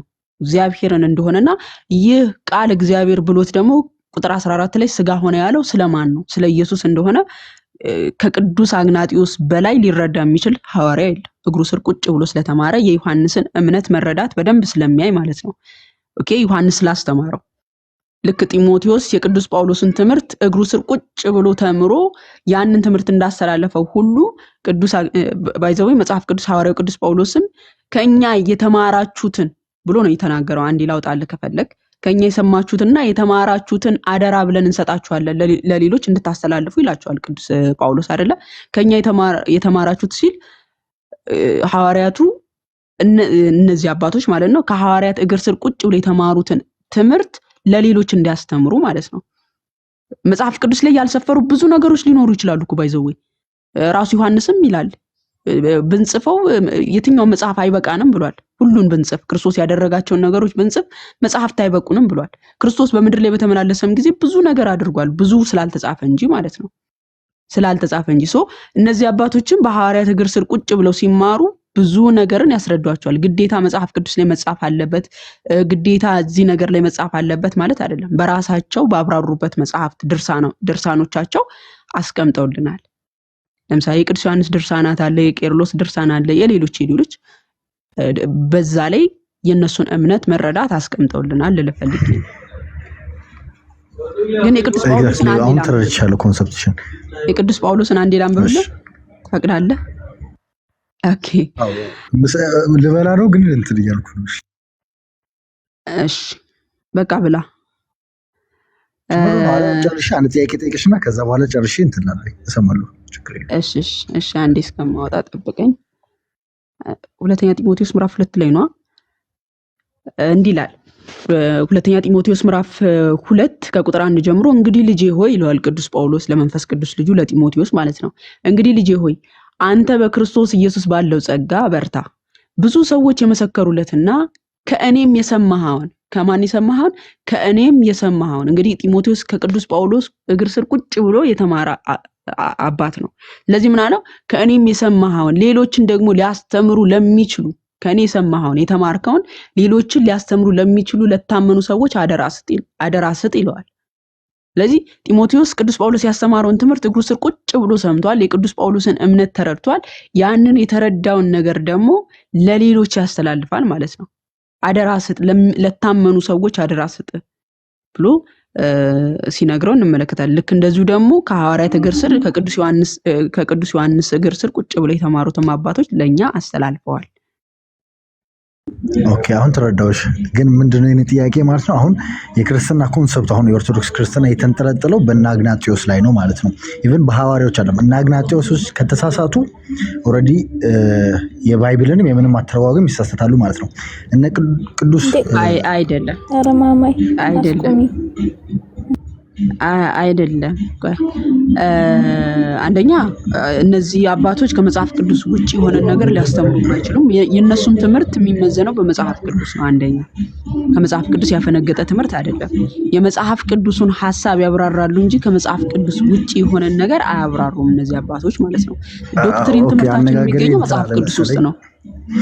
ኦኬ እኮ ዶክትሪኑን የሚተረጉምበት ግን እነዚህ እስከሆኑ ድረስ ማለት ትንታኔ የምናገኝበት ያው የሚያብራሩት እነሱ ኢቭን አሁን እነዛ ቅዱሳን ሐዋርያቶች ወይም ደግሞ መጽሐፍ ቅዱስን በመንፈስ ቅዱስ የጻፉልን እነሱ ይሄ ነገር አስፈላጊ ቢሆን ኖሮና ወይ ደግሞ አሁን ያስተማሩት እንትን ይሄ እነ ቅዱሳን እንደ ሃይማኖት አበው ብሎ የጻፉት አስፈላጊ ቢሆን ራሳቸው ጽፈውልን ያልፉ ነበረ። ወይ ደግሞ ለማብራሪያው ከመጽሐፍ ቅዱሱ ጋር እነ ቅዱሳን እነ ሐዋርያው እነ ቅዱስ ጳውሎስ ይሄው መጽሐፍ ቅዱስ ጽፈውልናል እኮ መጽሐፍ ቅዱስን ከነማብራሪያው ጽፈውልን ያልፉ ነበር አይደል? ኦኬ ቁርአን ተፍሲር የለውም እንዴ? ኦኬ አለው። ለምንድን ነው ተፍሲር የተጻፈው? ተፍሲር የተጻፈው ቁርአኑን ለማብራራት። ኦኬ ስለዚህ እነዚህ አባቶች መጽሐፍ ቅዱስን እንዲሁ አንብቤ በራሴ እረዳለሁ ስለማትል ልክ ሐዋርያት ሥራ ምዕራፍ 8 ላይ ካየ ኢትዮጵያዊ ጃንደረባ መጽሐፍ ቅዱስን ያነብ ነበረ። የኢሳያስን መጽሐፍ ገልጦ ያነብ ነበረ። ዝም ብሎ ሰው መጽሐፍ ቅዱስን ስላነበበ ብቻ ይረዳል ማለት አይደለም። ለምሳሌ ይሄ የኢትዮጵያዊ ጃንደረባ የኢሳያስን መጽሐፍ ገልጦ እያነበበ ግን ስለምን እንደሆነ አልተረዳምና ፊልጶስ ወደሱ ቀርቦ ምን ብሎ ጠየቀው? በእውኑ የምታነበውን ታስተውለዋለህን ብሎ ጠየቀው። የሚመራኝ ሳይኖር እንዴት ይቻለኛል አለ። የሚመራኝ ይህ መጽሐፍ የሚያብራሩ አካላት አሉ። ይህንን ደግሞ አባቶቻችን ናቸው መንፈስ ቅዱስ የሾማቸው። መንፈስ ቅዱስ ደግሞ 100% እስማማለሁ። 100% መጽሐፍ ቅዱስ ነው ቁርአን ግዴታ የሚያስረዳ ነገር ሊኖር ይገባል ብዬ ማምነኝ። ግን ያኛውን ቼኑን ነው ያየሁት ያለሁት ከነዛ ተምረው በኋላ ላይ የጻፉት የሐዋርያቶቹ ተማሪዎች ናቸው እንጂ ሐዋርያቶቹ አልጻፉትም። ስለዚህ የሐዋርያቶቹ ተማሪዎች ደግሞ ሊሳሳቱ እንኳን ይችላሉ። ምኑን ነው ያልጻፉት? ምኑን ነው ያልጻፉት? ቆይ ትርጓሜውን ነው ሃይማኖት አበውን ወይ ደግሞ እንደ እግራቸው ስር ቁጭ ብለው የተማሩ አይደሉ ወይ? የቅዱስ ጳውሎስ የተማሩትን ነው እንጂ እኮ አሁን እኮ ቅድም በእነሱ ነው የተመሰረው ዲፔንድ የሆነው ምልሽ እነዛ ጽፈው ወይ ደግሞ ማኑስክሪፕት ስለሌለ የሚያረጋግጥልን እነዚህ የተማሩትና የሰሙትን በጻፉት ላይ ነው በቃ ዲፔንድ ተደርጎ ምን ተረጉመው ማለት ነው። ነው የቅዱስ ጳውሎስም መልእክታትም ግልጽ የሆኑ ነገሮች አሉ። ግን ያንን ከቅዱስ ጳውሎስ እግር ስር ቁጭ ብሎ ከተማረ ሐዋርያ በላይ ደግሞ ሊረዳው የሚችል ማንም የለም ነው። አንተ የራስን መረዳት ለምሳሌ አንድ ጥቅስ አንብበ እንደዚህ ነው ብለ ከምትለው በላይ ቅዱስ ጳውሎስ እግር ስር ቁጭ ብሎ ከተማረው አባት በላይ አንተ ልተረጉምና ልትረዳ አትችልም። ኦኬ የቅዱስ ጳውሎስን እምነትና ሐሳብ ያየ የተረዳ በመጽሐፍ ለምን አልተረጎመልንም? ቅዱስ ጳውሎስ በአፍ በምንድን ይባለው በአፍ የተላለፈ አስተምሮት እኛ በመጽሐፍማ ምን ተብሏል መሰለህ? አይደለም ትርጓሜ ሊቀመጥልህ ክርስቶስ ያደረገው ድንቅና ተአምርን እንኳን ብንጽፍ መጽሐፍት ሁሉ አይበቃንም ብሏል ዮሐንስ። ክርስቶስ አይደለም አንድምታ ትርጓሜ ክርስቶስ ባይዘው መጽሐፍ ቅዱስን በጣም ግልጽ ነገር ነው።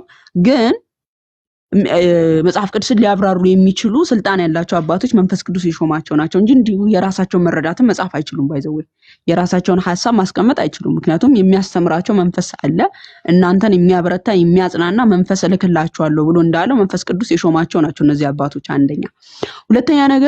ሁለተኛ ነገር ደግሞ አንተ መጽሐፍ ቅዱስን አንብበ ለምሳሌ ኢቭን ሳሊ አንተ መጽሐፍ ቅዱስን አንብበ ወይም አንድ ነገር አንብበ ኦኬ ይሄ ነገር እንዲህ ነው ብለ ከምትተረጉመው በላይ የዛ ደቀ መዝሙር የዛ ሐዋርያ ደቀ መዝሙር የሆነው ተማሪ ኦኬ አባት ቁጭ ብሎ የዛን የሐዋርያውን ሐሳብ አውቆ የጻፈልህን መረዳት ነው ልትይዝ የምትችለው እንጂ አንተ ዛሬ አንብበ የራስን መገለጥ ልትይዝ ትችላለህ፣ ወይም ደግሞ የራስን አረዳድ ልትይዝ ትችላለህ። ግን እዛ ሐዋርያ እግር ስር ቁጭ ብሎ የሐዋርያውን እምነት እየተረዳ ያብራራውን አባት ስትይዝ ደግሞ የሐዋርያትን ግልጽ መረዳት ታገኛለህ። ምክንያቱም እግራቸው ስር ቁጭ ብሎ ስለተማረ። ኦኬ አሁን የጠየቁሽ ፐርስፔክቲቭ ማለት ነው ከእስልምና እንደሆነ ሰው እኛ እንደ ሙስሊሞች ሐዋርያቶች ሙስሊም ናቸው ብለን ነው ምናምነው። ሐዋርያቶቹ ሙስሊም ነበሩ አይደል? በእስልምና ያለው ኮንሰፕት እነዛ ሙስሊም የነበሩ ሐዋርያቶች አስተማሩት የኢየሱስን ትክክለኛ ትምህርት ነበረ። ስለዚህ የነሱ አስተምሮት ይሄ ነው ብሎ እስልምናው ያው አረጋጋጭ ብሎ በቁርአኑ በኩል እናመጣለን። ይሄንን ልቃረንበት የምችለው መጽሐፍ ቅዱስን ያስተማሩበትን መንገድ ሳይ ነው አይደል? ያንን መጽሐፍ ቅዱስ ደግሞ ትንታኔውን ትርጓሜ ወይ ደግሞ እንደኛ ተፍሲር እንደምንለውን ሳየው የማየው ማንን ነው? ከሐዋርያቶች ከተማሩት ከነ ቅዱስ አፈወርቅ ከነሱ ነው። ስለዚህ መሀል ላይ ጋፕ ኖረ። የሐዋርያቶችንም እርግጠኛ ልሆን አልችልም። አሁን አንተ በሐዋርያቶች በራሱ እንትን ይበል ወይስ በራሱ አይበል እሱ ነው ፖይንት። እሺ ኢቭን ሳሊ አንተ ለምሳሌ መጽሐፍ ቅዱስ ላይ ያስተማሩትን ትምህርት ሐዋርያት ያለምንም ትርጓሜ ያለምንም አንድምታ መጽሐፍ ቅዱስ ላይ ያስተማሩትን የሐዋርያትን ትምህርት ትቀበላለህ? አልቀበልም። ግን አሁን እኮ እንደ ጥያቄ ነው እንጂ እንደኔ አይደለም። ገባኝ። ስለዚህ መጽሐፍ ቅዱስ ላይም የኢየሱስ ሞትና ትንሣኤ የመሰከሩ ናቸው። አንደኛ መጽሐፍ ቅዱስ ላይም የኢየሱስ አምላክነትን የመሰከሩ ናቸው። ይህንን እነዚህ የመሰከሩት አባቶች ደግሞ እነሱ እግር ስር ቁጭ ብለው የተማሩ አባቶቻችን ደግሞ ዮሐንስ እንዲህ ብሎ ሲያምን እንዲህ ነበር፣ ዮሐንስ በዘመኑ ይሄን ሲያስተምር ይህን እያሰበ ነበር ብለው በእግሩ ስር ቁጭ ብለው ስለተማሩ የዮሐንስን ሐሳብና መረዳት ስለተረዱ ስላወቁት የሱን ሐሳብ ተረኩልን። የዮሐንስን መረዳት የእውነተኛ የመንፈስ ቅዱስን መገለጥ እውነተኛ የእግዚአብሔርን መገለጥ 100% ገብቶኛል እኮ ያልሽኝና ተስማምቻለሁ እስከሱ ጋር። ግን ጥያቄ እኔ ቅዱስ ዮሐንስ ቢያስፈልግ ኖሮ እነዚህ ትርጓሜዎች ደግሞ ራሱ ጽፎ አያልፍልንም ነበር። በዚህ ሁኔታ ተረድቶ ነው ጥያቄ ማማይ አንዴ እድል ሰጪ ክርስቲያን እሺ አንዴ ክርስቶፎርም ዳቆን ስለሆኑ እሳቸው ይቀጥላሉ። ሲቀጥል ደግሞ ማነው ዝም ብለህ አንድ ጥያቄ ደጋገምከው ወንድማችን ማለት ነውና ሲቀጥል ተፍሲሩ አንተ ቁርአን ዝም ብለው ማለት አንድ ቁርአንን ካላህ ዘንድ መጣልኝ ትላለህ። ሶ ካላህ ዘንድ ከመጣልህ ለምንድነው ተፍሲሩን ስላልጻፈልህ? አላህ ለምንድነው ተፍሲሩ ስላወረደው? እንደማለት እኮ ነው እየጠየቅ ያለው እና ክርስቶፈር ቀጥል። ኦኬ ኤፍሶን ይገብቶኛል። ተፍሲሩን የምቀበለው አሁን ምንድነው? አሁን እኮ ኢየሱስ ለምን ጻፈልኝ አልጻፈ መጽሐፍ ቅዱስ ነው አላልኩም። አንዴ ይቅርታ፣ እሺ በጣም ይቅርታ። ቆይ አንዴ ላውራችሁ። እሱ መጽሐፍ ቅዱስን ኢየሱስ ለምን አልጻፈ አላልኩም። ሐዋርያቶቹ መጻፋቸው ትክክል ነው፣ እሱን እቀበላለሁ በመጻፋቸው። ኢብን ሳሊ ቁርአን የተብራራ ነው ይለናል አይደለ? ለምሳሌ ሚት አርጋችሁ ነው ሜትን ከትና ስርዓት አለው በእርግጥ። ቀጥይ ማማ፣ ችግር የለም። እኔም እንደው ያልጨረሰችው ነገር ካለ ድንገት ስለገባንባት ተቀጥል ለማለት ነበር እና ሁላችሁንም ሰላም ብያለሁ። ቀጥሉ፣ ችግር የለም። ግን ሪሳይክል አያድርግ እንዴ። በጣም ጥሩ እየመለሰችልህ ነው፣ ግን የሆነ እንትን አለ ሪሳይክል ላይ ያደረገ ትንሽ አይ ቲንክ ወይ በደንብ አልሰማትም መሰለኝ። ብቻ ሲቀጥሉ ነው ጥያቄውን እኮ ሰምቻለሁ፣ መልሷን ሰምቻለሁ። እኔ አድሬስ ማድረግ የፈለኩት ያቺ ፖይንት ላይ ብቻ ነበር። አይ ምሳሌ ማማይ እቺን ነገር ማለት አልሰማችኋትም መሰለኝ። ጋፕ አለ በሐዋርያቱና በሐዋርያቱ ተማሪዎች መካከል ጋፕ አለ የሚል አይነት ክሌም ያስቀመጠ ነበር። ሽምፓኝ ሰምታችኋታል? ጋፑ ያለ መጽሐፉን ነው እያወራ ያሉት። ቀጥሎ ለማንኛውም ጋፕ የሚባል ነገር የለም። እያሳየች የነበረችው ከሐዋርያት እግር ስር ተማሩ። ጋፕ ማለት እኮ የክፍለ ዘመናት ልዩነት ብቻ አይደለም። በቃ ያለ መጽሐፍ ክፍተቶችን ነው ያለ ማለት የፈለኩት። ኦኬ፣ ለምሳሌ የኢብኑ ከሲርን ተፍሲር ትቀበላላችሁ? ቁርአኑ ከተጻፈ ከስንት ዘመን በኋላ ነው ኢብኑ ከሲር የመጣው? አልቀበልም ነው ኢብኑ ከሲርን ተፍሲር አልቀበልም። አትቀበልም? እሺ። ተፍሲር የምን ተፍሲር ነው የምትቀበለው አንተ? ለምሳሌ የማንን ሙፈሲር ነው የምትቀበለው? አንድ ሙፈሲር ጥቀስልኝ እስቲ። እኛ ቁርአን የምንፈስረው አሊ እና ኢማሞቹ ባስተማሩት ነው። ቁርአን የፈሰረውም ያስተማረውም አሊይ ነው። በሱ ነው የምንሄደው። አሊ ነው ያስተማረው። እሺ፣ አሊ ያስተማረው የጻፈው። ኦኬ፣ አየህ፣ እንደዚህ ነው እያልን ያለኝ። አሁን ተመሳሳይ ነገር ነው እያነሳን ያለው። ኤግዛክትሊ እኔ እኮ ሀሳባችሁን ተሳቻለሁ። አሁን ከኔ ኮንሰፕት እኮ እስጨርስ አልፋ መጽሐፍ አውጣልን ነው። አንዴ መጽሐፍ አውጣልን እንዴት እንደሆነ እናሳየ። አልፋ አለ ላውጣላችሁ። እሺ፣ ለምሳሌ ዮሐንስ ጋር በተገናኘ እንትን ምንድነው ፖሊካርፐስንም ኢግናቲየስንም ማንሳት ይችላል። ለምሳሌ ተርቱሊያን ሲጽፍ ፕሪስክሪፕሽን አገንስት ሄረሲስ ላይ ቻፕተር 32 ላይ በሲሚርና ፖሊካርፕን እንደሾሙ ዮሐንስ ይናገራል። አስተምሮ እንደሾሙ ማለት ነው። በተመሳሳይ ደግሞ ቅዱስ ጴጥሮስ ደግሞ ቀለምኔጦስን በሮም እንደሾሙ ይናገራል። አስተምሮ ማለት ነው። እንደሾመላቸው ይናገራል። ቅድም ሜንሽን ያደረኩላችሁ መጽሐፍ ላይ ቅዱስ ለምሳሌ ሐዋርያት አሉ አይደለ? ሐዋርያት መጽሐፉን ይጻፉልን ያስተላለፉልን። ሐዋርያቱ ከምንድን ነው የተቀበሉት? አንደኛ ቆሮንቶስ ምዕራፍ አይ ቲንክ 10 ነው 11 አውጣለን እስቲ። 23 ላይ አድርገን እስቲ። አንደኛ ቆሮንቶስ 11 23 እሱን ቅድም እኔም ላወጣላችሁ ነበር። እሺ 11 23 ላይ ያለውን እንይና ከዛ ተማሪዎችን ደግሞ እናያቸዋለን። እሺ አንደኛ ቆሮንቶስ 11 21 እሺ 11 21 ታያላ ወይስ ይጨልማል ነገር? አረ አልከፈትክም ቪዲዮ ሶይ አይታይም እንዴ? ለኔ አይታየኝም። ይታያችኋል ሰዎች? ኦኬ አመጣል። አይ አረጀ መሰለኝ። እሺ ቀጥሉ። ይኸው ኧረ ጉድ! አይ ለኔ ስላልመጣልኝ ነው። አረጀህ ተተራረብን። እሺ ለማንኛውም እዚህ ላይ ምን ይላል? 23 ላይ ትንሽ ዝቅ ለእናንተ ደግሞ አሳልፌ የሰጠሁትን ከጌታ ተቀበልኩ። ጌታ ለሐዋርያት ምንድነው? ጌታ ለሐዋርያቱ አስተምሯቸዋል። ከሐዋርያቱ ምንድነው? ከጌታ ተምሯል። ቅዱስ ጳውሎስ ከጌታ ተቀበልኩ ብሎ ይናገራል። የተቀበለው ከማን ነው? ከጌታ። ለእናንተ ብሎ ደግሞ ተማሪዎችን ሜንሽን ያደርጋቸዋል። የሚያስተምራቸው ተማሪዎችን ማለት ነው። ቅዱስ ጳውሎስ ከጌታ ተምሮ ከጌታ የተገለጸለትን ጌታ መንፈስ ቅዱስ የገለጸለትን ነው ለሐዋርያቱ ያስተማራቸው። በተመሳሳይ ሌሎችንም ብናይ ለምሳሌ አይ ቲንክ ሮሜ 14 ላይ ይመስለኛል ሄርማስ ሜንሽን የተደረገው 14:6 ነው። ሮሜ 14:6 ሄርማስ ረኛው ሄርማስ የመጀመሪያው ክፍለ ዘመን ከሐዋርያቱ ሲማር የነበረው ነው። ሄርማስ ቀደምነቱም በመጽሐፍ ተጽፏል፣ ተነግሮለታል። ስለዚህ ከሐዋርያቱ ቀጥታ የተማሩ ሰዎች ነው፣ ያዩ የሰሙ ሰዎች ናቸው ተርጓሚን። ከዛ አሁንም ደግሞ በዛው አንዲት ቤተክርስቲያን አለች። በዛው ክርስቶስ ቤተክርስቲያንን የመሰረታት በዛች ቤተክርስቲያን ውስጥ ያለ ትምህርት አለ። መንፈስ ቅዱስ የገለጸላቸው የሚያስተምሩት ሐዋርያቱ በመባረክ ዘመን ሐዋርያቱ። ከዛ ከሐዋርያቱ የተማሩት ደግሞ ለምሳሌ ሁለተኛ ዮሐንስ ምዕራፍ 2 ቁጥር 12 እና ሶስተኛ ዮሐንስ ምዕራፍ 1 አንዳንድ ምዕራፍ ነው ያላት ቁጥር 13 ላይ ልጽፍልህ የምፈልገው ብዙ ነገር ነበረኝ፣ ግን ስመጣ አፍ ለአፍ እነግርሃለሁኝ አስተምርሃለሁ እያለ ይናገረዋል። ይኸው እንድጽፍልህ የምፈልገው ብዙ ነገር ሳለኝ በወረቀትና በቀለም ልጽፍልህ አልወድም፣ ዳሩ ግን ደስታችሁ ፍጹም እንዲሆን ወደ እናንተ ልመጣ አፍ ለአፍም እናገር ተስፋ አድርጋለሁ አለ። ስለዚህ ያሁን የተጻፈችው ብቻ እንደዚህ ምናምን ተጽፋ አይደለም። በቤተክርስቲያን ውስጥ ያለ ትምህርት አለ፣ ሐዋርያቱ ያስተማሩት ትምህርት ማለት ነው። ያን ትምህርት በማን ውስጥ ነው የምናገኘው? ያን ትምህርት በቃል ያስተማሩትን ትምህርት በቤተክርስቲያን ውስጥ ነው። የቤተክርስቲያን አባቶች ወይም ደግሞ ጳጳሳት ሆነው የተሾሙ ደግሞ እነዚህ ናቸው። እነ ፖሊካርፐስ፣ እነ አግናቴስ የመጀመሪያዎቹ አባቶች፣ አሁን እረኛው ሄርማስ ዘሼፐር የሚባለው ማለት ነው። እነዚህ የመጀመሪያዎቹ አባቶች ናቸው።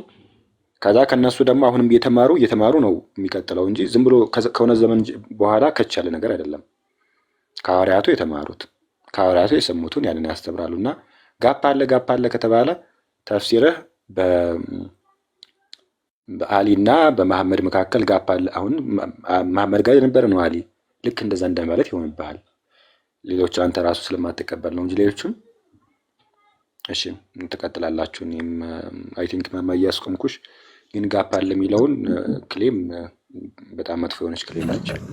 ይቅርታና ምግብም ቀዘ አንዴ ሾ እንደሚቅርታ በጣም አጭር ሀሳብ ልናገር።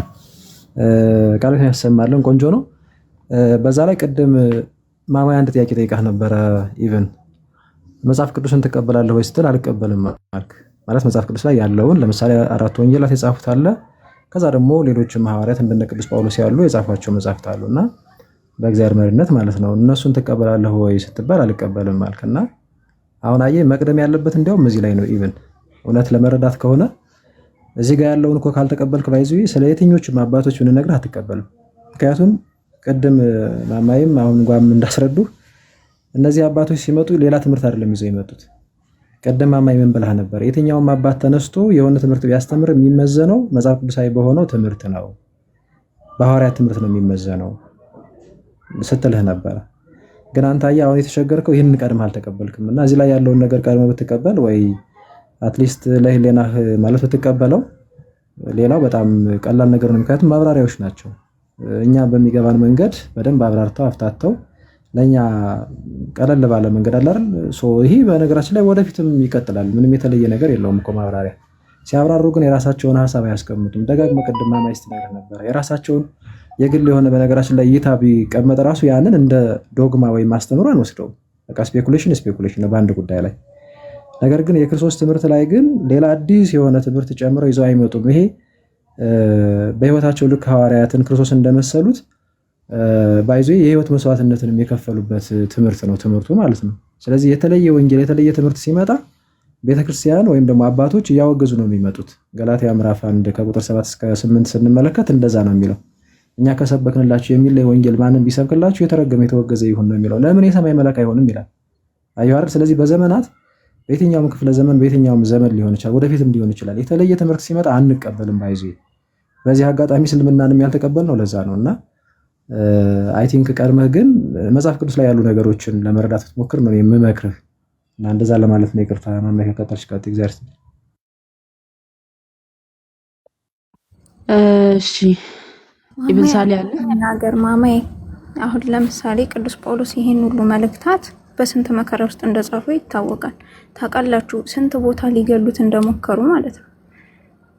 እነሱ እግር ስር እንዴት ነበረ ቅዱስ ጳውሎስ የኖረው? ታሪኩ ሲጀመር የሐዋርያት ሥራ ላይ ሙሉ ከተነበበ ስንት ጊዜ ሊገሉት ሲጥሩ እንደነበር እና ስንት መከራ እንደተቀበለ ከተረዳ መጽሐፍ ቅዱስ መጀመሪያ አንተ ካወቅከው ይሄንን 14 መልእክት ራሱ መጽሐፉ እግዚአብሔር እንደው ሰጥቶት መንፈስ ቅዱስ ገልጦለት ነው ብለን የምታልፈው እና የተቀበሉት መከራ ምን ነበረ?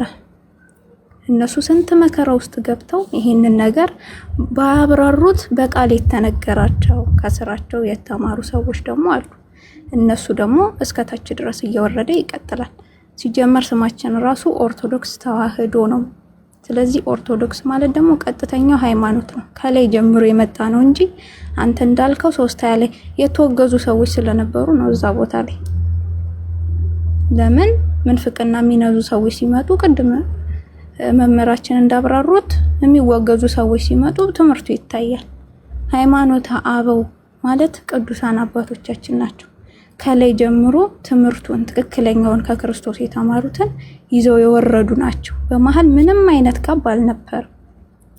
ግን ላይ ጻፍ ይችላል እስከዛ ድረስ ለምን ላይብራራ ይችላል? ለምን መከራ ነው። ክርስቲያኖች በጣም መከራ ሲቀበሉ የነበሩበት ዘመን ነው። ኢቭን በ320 ቅዱስ ጊዮርጊስ ራሱ መከራን የተቀበለበት ዘመን ነው።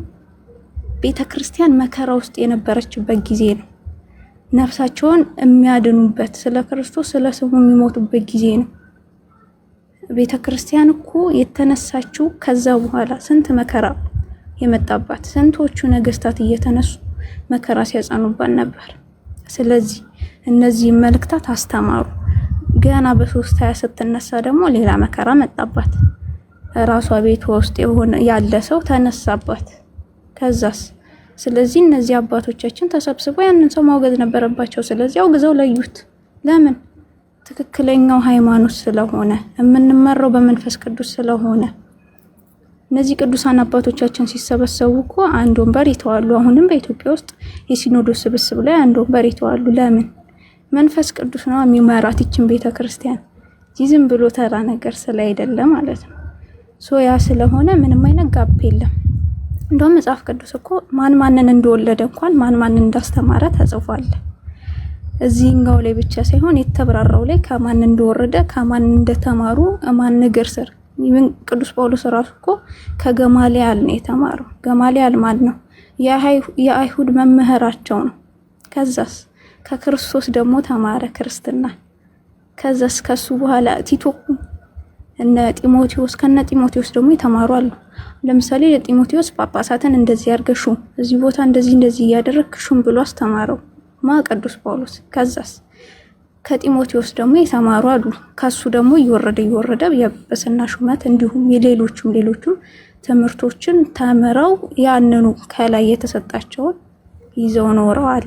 ስለዚህ እቺ ቤተክርስቲያን አሐቲ ናት፣ ቅድስት ናት፣ ንጽሕት ናት። መሪዋ መንፈስ ቅዱስ ነው እንጂ ሰው አልፈጠራትም። ከክርስቶስ ጎን የተገኘች ናት። መሪዋ እራሱ ክርስቶስ ነው፣ አምላክ የፈጠራት ናት። በምድር ላይ ብቻ ደግሞ አይደለችም፣ በሰማይ የምታበራ ናት። ስለዚህ የሚመራት መንፈስ ቅዱስ ስለሆነ ምንም አይነት ጋብ የለም። አሁንም ቢሆን የማይሆን ቤተክርስቲያንን ትክክለኛ ሃይማኖቷን የሚነካ ከመጣ ታወግዛለች። በዚሁ አጋጣሚ ሃይማኖት አበው መሰብሰባቸው እስከዛሬ ድረስ ላለነው ትውልዶች በጣም የሚጠቅም ትምህርት ሰጥተውናል። ጸሎተ ሃይማኖት ናምን በአሐዱ አምላክ እግዚአብሔር አብ ኀዜ ኩሉ ገባሬ ሰማያት እያለን የተማርነው በእነሱ ምክንያት ነው። በየቀኑ የምንጸልየውን ጸሎት እኮ ነው ከመጽሐፍ ቅዱስ አወታተው ለሁላችንም እጃችን ላይ የሚገኝ መጽሐፍ ቅዱስ የሰጡን ማለት ነው። መጽሐፍ የሰጡን ውዳሴ ማርያም ቢባል ጸሎተ ሃይማኖት አለው። ያ ስለሆነ ሁሉም ሰው በቀላሉ የሚያገኘው ሁሉም ሰው የሚማረው ሆነ ማለት ነው። እና ቅድም ያው ከቅዱስ ጳውሎስ ምንም ጋፕ አልነበረም እነሱ እንዳሉት ይሄንን ለመናገር ነውና ቤተክርስቲያን መከራ ላይ ስለነበረች ያ ጊዜ ለምን በዚያው ጊዜ አልተተረጎመም አይባልም። ለምን? ብዙ መከራ ስለጸናባቸው ብዙ ስቃይ ውስጥ ስለነበሩ ለህይወት ያሰጋኛል ሲል ቅዱስ ጳውሎስ ሶሪ ስልክ ገባብኝ እና ብዙ መከራ እንደመጣበትና የሚያድኑ ሴቶች እንደነበሩ ራሱ የሐዋርያት ሥራ ላይ አለ። ቅዱስ ጳውሎስ እንዴት መከራ እንዳለፈ ለቆሮንቶስ በጻፈው መልእክቱ ስለራሱ ሲናገር እንግዲህ ስንት መከራ እንዳገኘው ይናገራል። ሶያ ስለሆነ ለምን ቅዱስ ጳውሎስ በትክክለኛ አድርጎ እንደዚያ አብራርቶ አልጻፈም አይባልም። ለምን ካለበት መከራ አንፃር እና ይሄን ለመናገር ፈልጌ ነው። ይቅርታ በዛው እግዚአብሔር ይስጥልኝ። አመሰግናለሁ ስለሰማችሁ። ቃል ሕይወት ያሰማልን እህታችን። ኢብን ሳሊ ወጣ።